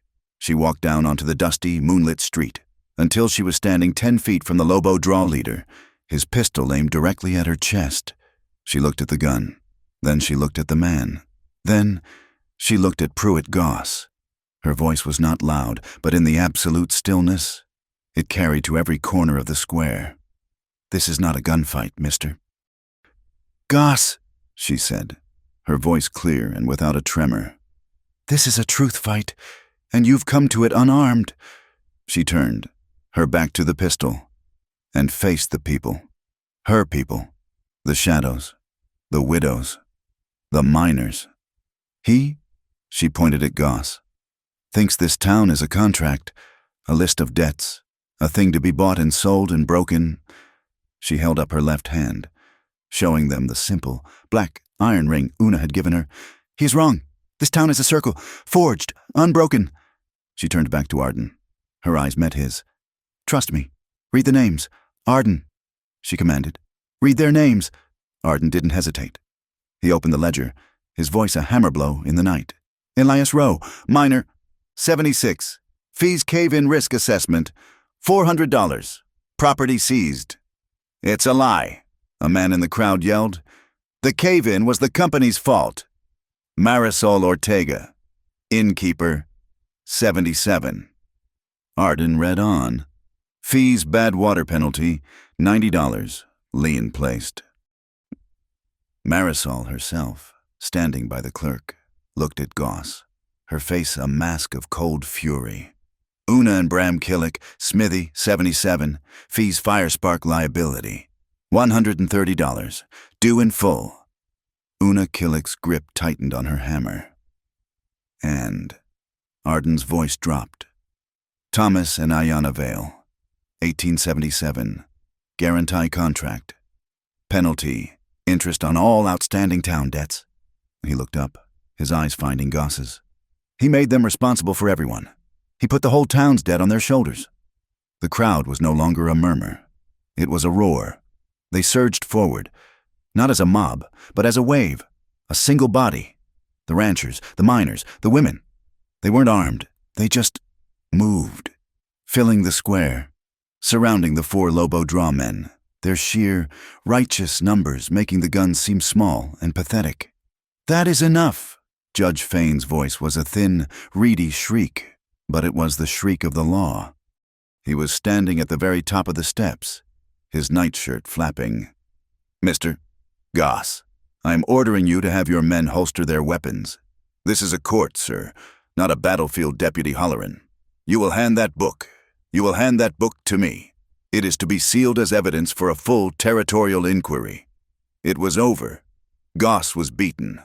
The law, however thin, had found its voice. But Halloran was a different animal. He was not a businessman. He was a cornered rat. He saw his badge, his job, his entire world, disintegrating. He saw the prison cell. He saw the noose. And he saw, in the center of it all, the cause. "No," he whispered, his eyes wide and insane. "No," he screamed. It was not a word. It was a sound of pure, final, animal rage. He ripped his pistol from its holster and raised it. Not at the judge, not at Arden, but at Saffron. Arden moved. He didn't draw. He didn't have time to think. He simply acted. He threw himself sideways, a desperate lunging movement, putting his own body squarely, completely, between Halloran's gun and Saffron's heart. He stood there, unarmed, exposed, his hands at his sides. His right hand was inches from his own pistol, but he didn't grab it. His fingers were open, his palm out. He was making a choice. He was trusting the law. He was trusting the crowd. He was trusting the truth. He stared down the black, shaking barrel of Halloran's Colt. The silence stretched for an eternity. Halloran's hand was shaking, the barrel wavering. Bong! A single, slow, definitive toll from the church bell. Bong! A second. Bong! The third, final, resonant note. It was not an alarm. It was a summons. And as the last note faded, the town answered. The flood. From every alley, every doorway, the people of Cinderbrush, the ones who had hidden, the ones Tally had petitioned, poured into the square. They were led by the 6 ranchers, and by Marisol. They were not armed. They were just there, a solid, unmoving, undeniable wall of bodies, a wall of witnesses. Halloran was no longer aiming at one woman. He was aiming at everyone. The gun, under the impossible weight of the entire town's gaze, began to lower. The town square was a powder keg, and Deke Halloran's shaking hand was the spark. Arden Pike stood between that spark and Saffron, a human shield. His own hand open, his gamble laid bare.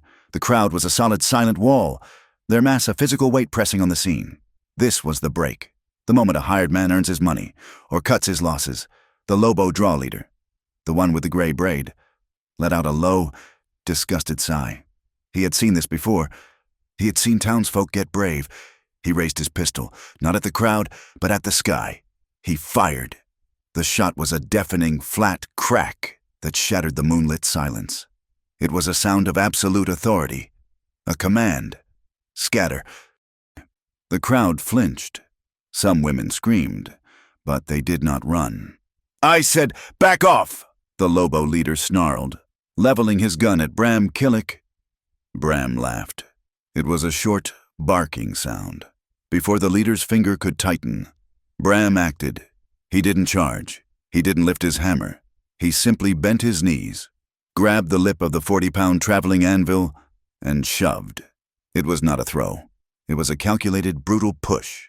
The heavy block of iron slid off the stone step and cartwheeled. Clang, scrape, clang. Down the remaining stairs. It landed at the Lobo leader's feet. A solid, ringing, defiant statement. Sparks, bright as fireworks, sprayed from where the steel had struck the stone. A flash of forge fire in the middle of the street. The Lobo leader jumped back, his boots saved by an inch, his face a mask of sudden, shocked fury. He raised his pistol to fire at Bram. It was the opening Halloran needed. The gunshot, the clang of the anvil, the sudden, violent movement, it broke his paralysis. But it did not cure his insanity. It fed it. He was a trapped animal, and the cage had just been rattled. He wouldn't shoot Saffron. Arden was in the way. He wouldn't shoot Arden. The crowd was too close. He needed a shield. He needed a different victim. From the edge of the crowd, a young boy, maybe 14, Bram's apprentice, Finn, had crept too close, his eyes wide with a mixture of terror and awe. Halloran saw him, in one single, fluid, cowardly motion. Halloran lunged. He dropped his own pistol, his hand too shaky to be of use, and grabbed the boy. He hooked his arm around the apprentice's thin neck, yanking him backward, pulling him up against his own body. He ripped the pistol from the boy's own waistband, a small, cheap, 2-shot Derringer the boy had carried for bravado. Halloran jammed the barrel of the tiny, ridiculous gun against the boy's temple. Everybody back." Halloran screamed, his voice a high-pitched, breaking shriek. He was crying, his face slick with tears and sweat in the moonlight. "I'll do it, I swear to God. I'll do it." The square froze. Pruitt Goss, who had been watching his empire crumble, let out a small, satisfied sigh. This, he understood. Hostages. This was business again. Saffron, the boy, Finn, whimpered, his eyes white. Saffron Vale did not hesitate. The ivory-handled dagger, the one Arden had given her, the one she had held as a promise, was in her hand. She did not throw it. She did not aim it. She dropped it. It clattered on the stone step, a sound of absolute surrender. She raised her hands, palms out, open and empty. "All right, Deke," she said, her voice impossibly calm, a strange, soft, maternal tone that cut through the panic. "It's all right. Let the boy go. He has nothing to do with this." She took one step down. "Don't move!" Halloran shrieked, pressing the gun harder. The boy cried out in pain. Arden watched, his heart a cold stone in his chest. He couldn't shoot. The boy's head was in the way. He couldn't move. He couldn't risk it. Saffron was unarmed. Halloran had won this exchange, but Arden was a scout. He had scouted men, not just land. He had watched Halloran for 6 months, seen him in the saloon, heard the rumors. He knew the man's one secret, rotting point of decency. "Deke," Arden said, his voice not a shout, but a clear, personal, carrying statement. Halloran flinched, his head snapping toward Arden. He was deputy to the town. Halloran to his boss. Deke was the name of a man. "She's right. Deke," Arden continued, taking one slow, non-threatening step to the side, drawing the man's attention. "This isn't him. This isn't the ledger. This is just a boy." "Shut up, Pike," Halloran sobbed, his arm trembling. You don't know anything." "I know about the clinic in Santa Fe," Arden said, his voice dropping, quiet. But every single person in the square heard it. "I know about your sister, Ilara." Halloran's body went rigid. The gun, for a single, fatal second, wavered. "What?" "The money," Arden pressed, his voice mercilessly gentle. "A surgeon's blade. The $200 Goss paid you. It wasn't just a bribe, was it? It was for the treatment, for the doctors, for her lungs. It was to save her." A single dry sob broke from Halloran's chest. He was no longer a deputy. He was just Deke, a terrified, grieving brother, who had sold his soul for a miracle that had probably never come. His eyes, insane and wide, swam with a different, older, more profound pain. It was a heartbeat, a single, stretched out, infinite second of hesitation. Saffron had been waiting. She hadn't been watching Arden. She had been watching Halloran's hand. She moved. She did not leap. She did not charge. She flowed. 3 steps, impossibly fast. She was inside his guard before he could even register her movement. She did not go for the gun. She went for the joint. Her left hand shot out, not in a fist, but in a hard, open-palmed strike, grabbing the boy's shoulder. Her right hand, the one that had held the dagger, balled into a fist. The iron ring Una had given her a hard, blunt instrument. She grabbed Halloran's gun hand, her fingers locking on his wrist. She pulled the boy, pushing him sideways, and twisted Halloran's wrist, all in one, fluid, brutal motion. The sound was not loud. It was a wet, sickening pop. Halloran screamed, a thin, white-hot sound, as the small derringer flew from his nerveless fingers. His wrist was broken. Saffron shoved the boy, Finn, toward Bram, who snatched him, pulling him into his massive chest. The entire thing had taken 2 seconds, and there was no blood. Saffron Vale stood over the weeping, broken Halloran, who was clutching his ruined hand to his chest. She was breathing hard, her whole body vibrating, the iron ring on her finger gleaming in the moonlight. The Lobo draw leader, who had been watching this entire moral play with a kind of professional detachment, slowly, deliberately, lowered his pistol. He spat on the ground. This was not his fight. Goss hadn't paid him enough for this theater. He nodded to his men. "We're done." They did not run. They simply holstered their weapons, turned, and walked. Their spurs a slow, rhythmic jingle. Fading into the dark, they melted away, leaving Pruitt Goss alone in the street. Judge Fane, who had been watching from the top of the steps, finally found his voice. It was no longer reedy. It was iron. "Mr. Goss," he said, "you are hereby detained on suspicion of fraud, conspiracy, and incitement to violence. Mr. Hemlock, take this petition. Take this ledger." He pointed at Ledger C. "They are to be sealed and held for the territorial marshal." He looked at the weeping man on the ground. "And Deke Holleran, you are stripped of your badge, your title, and your office. You are under arrest, pending a full trial. Bram, see to him." Bram nodded, his face grim, and nudged Holleran to his feet. Pruitt Goss looked at the judge. He looked at the crowd. He looked at Saffron. The mask of the businessman was gone. The reptile was gone. He was just a small, old, terrified man. He saw the cold, righteous faces of the ranchers. He saw the hammers in the blacksmith's hands. He saw the look in Marisol's eyes. And he did the last thing he had. He ran. He hitched up his tailored trousers and ran, clumsy in his expensive boots. A desperate, scrambling run, back toward his carriage. The crowd laughed. It was not a mean laugh. It was a laugh of pure, astonished, liberated joy. "Oh, no you don't," Marisol Ortega said, her voice crisp. She was at her wagon. The one Saffron had used for the hay, on the side, coiled, was her Bessie rope, the calf-roping lariat.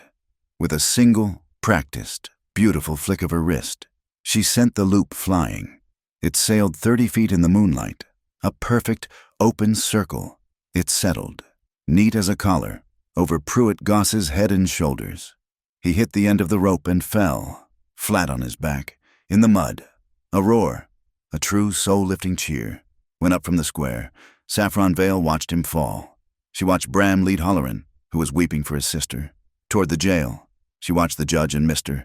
Hemlock, reverently, pick up Ledger C, and then the world tilted. The moonlight seemed to spin, the faces of the crowd blurring into a watercolor. The adrenaline, the fear, the night, the chase, the memory of her parents, the weight of the water. It all came crashing down. Her knees, which had held her up against guns and men, simply unlocked. She was falling. She didn't hit the ground. Arden was there. He had moved as fast as she had, but this time he was catching her. He caught her, his good arm wrapping around her waist, his wounded arm supporting her back, pulling her against his chest. She sagged against him, her head falling onto his shoulder, her entire body shaking in a violent, uncontrollable tremor. "I've got you," he whispered, his voice rough, his own body trembling. "Saffron, I've got you." She just held on, her fingers clutching his duster. He held her just as tightly. He looked down at his own hand, the one holding her. It was shaking. It was not just the adrenaline. It was the sudden, terrifying, profound relief of her being alive. It was the simple, undeniable fact of her, safe in his arms. The crowd saw this. They saw their champion, and the man who had stood for her, and they, in turn, moved. Reverend Tally, his face a map of grim satisfaction, walked to the steps. The ranchers, the miners, the widows, they followed. They didn't touch Saffron or Arden. They gave them a respectful, wide berth. Instead, they formed a line, a procession, and one by one, they reached out and touched the ledger. They laid their hands on the cover. A blessing, a claim. This was theirs. Then, Marisol and Bram, together, lifted the heavy, blue-inked book. They didn't hand it to the judge. They held it up, high, like a torch, like a holy book, and they began to carry it, up the steps and into the courthouse. The people followed, a silent, reverent guard, to see the evidence of their lives and their victory, safely inside. And then, as if the sky itself had been holding its breath, the first drop of rain fell, then another and another. It was not a storm. It was a soft, steady, cleansing rain. It began to wash the sulfur scorch from the street.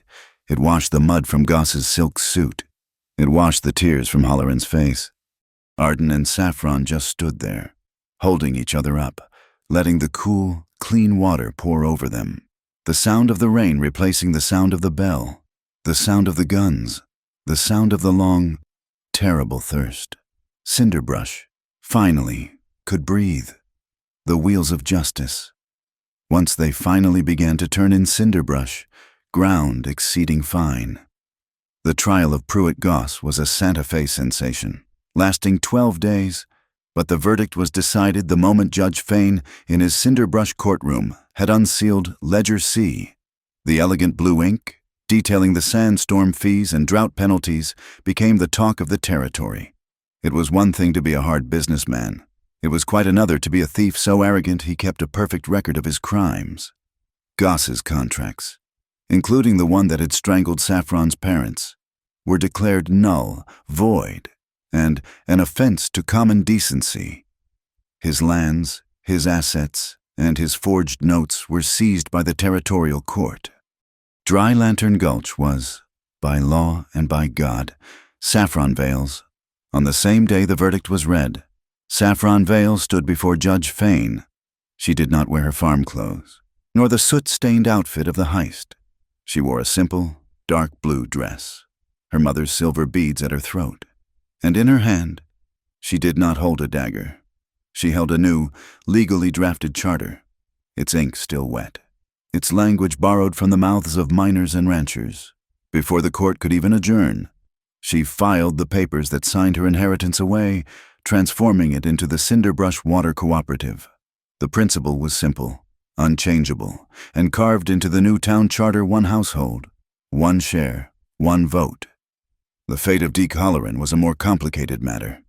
He was a broken man, his wrist badly set, his spirit shattered, weeping not for his lost badge but for his sister, Ilara. When Arden Pike, in a quiet, private testimony, told the judge the story of the clinic and the bribe, the entire courtroom was silent. Reverend Talley was the first to speak. He did not ask for mercy. He asked for a more difficult justice. Halloran was sentenced to 5 years of hard labor, but he would not be sent to the territorial prison. His sentence was to be served in Cinderbrush, under the direct supervision of Bram Killick, his first and only job. He would be the primary digger on the new irrigation channels for the very cooperative he had tried to destroy. The town's first public act, with a fund started by Marisol and seeded with a portion of Goss's seized assets, was not to build a new saloon. It was to send a wagon to the Santa Fe clinic.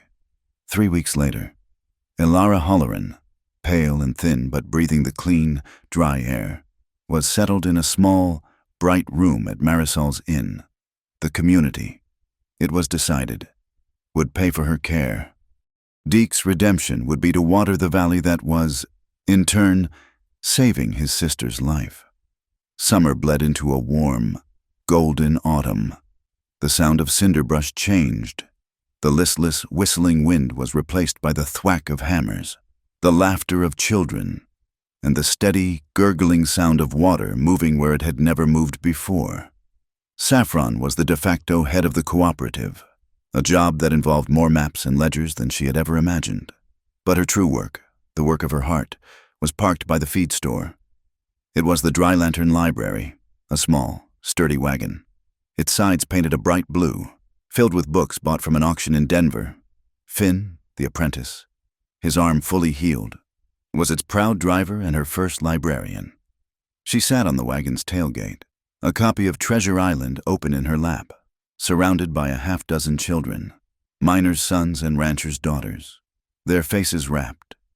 The sound of their laughter, as she described a one-legged man, was a brighter, cleaner sound than any coin.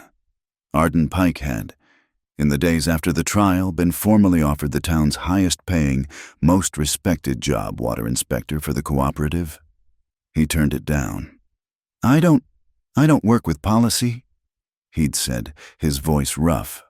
"In the town meeting. I read the land." Instead, he took a job, created for him by Marisol and the new council. For 1/3 the pay, he was the wildfire riding master. He spent his days not in an office, but on his chestnut horse. He taught the ranchers' sons how to build a fire break, how to read a dry wind. He taught Finn how to shoot a bow, his eye steady, his hand patient. He was, in effect, giving away the very skills the railroad had paid him to hoard, using his knowledge not to exploit the land, but to protect it. 6 months to the day after the night of the heist, Cinderbrush held its first water festival. It was not a formal holiday. It was a spontaneous celebration. The first main irrigation channel, the one Deke Holleran's hands had bled to dig, was complete. As the full moon rose, the same cold, silver moon that had lit their fight, the town gathered. They did not gather in the church or the saloon. They gathered along the banks of the new, winding Mija, all along its half-mile length. The townspeople had placed lanterns, glass jars, tin cans punched with holes, and paper shades made by the children. The effect was breathtaking. A ribbon of soft, golden light, a river of earthbound stars, was laid across the valley, the water in the ditch reflecting it all. The town, which had been defined by dust and shadow, was now defined by light. But Saffron and Arden were not at the party. They stood on the high ridge of Dry Lantern Gulch, at the source, the sacred spring. Looking down, the sound of the celebration of fiddle, laughter, a cheer was faint, carried on the cool air. The air smelled of damp earth, of piñon smoke, and, faintly, of the peach blossoms that Saffron had insisted on planting near the source. They stood side by side, not touching, just watching the town they had remade. "He's getting good," Arden said, his voice a low, comfortable rumble. He nodded toward the valley. "Bram says Deke can move more earth in a day than any 2 men, and his sister, Ilara, she was the one who designed the paper lanterns." Saffron smiled, a soft, private smile he could just see in the moonlight. "And Finn has a crush on her. He's been reading her poetry from the library wagon, badly, but loudly." Arden chuckled. "He needs to work on his aim. With the poetry. I mean..." Saffron turned, her face half in shadow, half in moonlight. "He'll learn. You're a good teacher. I'm just..." he started, and then stopped. The old words, "a washed-up railman," died in his throat. They were no longer true. "You're just Arden," she said, finishing the sentence for him. He looked at her, the woman who had faced down guns, who had given away a fortune, who had trusted him. His hand, the one with the pale, thin scar from the livery splinter, found hers. His fingers brushed the cold, hard, unadorned iron ring she still wore. "It feels," he said, his voice rough, "like 100 years ago. That night." "It was," she whispered, turning to face him fully. Her hand, the one in his, turned, her fingers lacing with his. "It was a different lifetime. We were different people."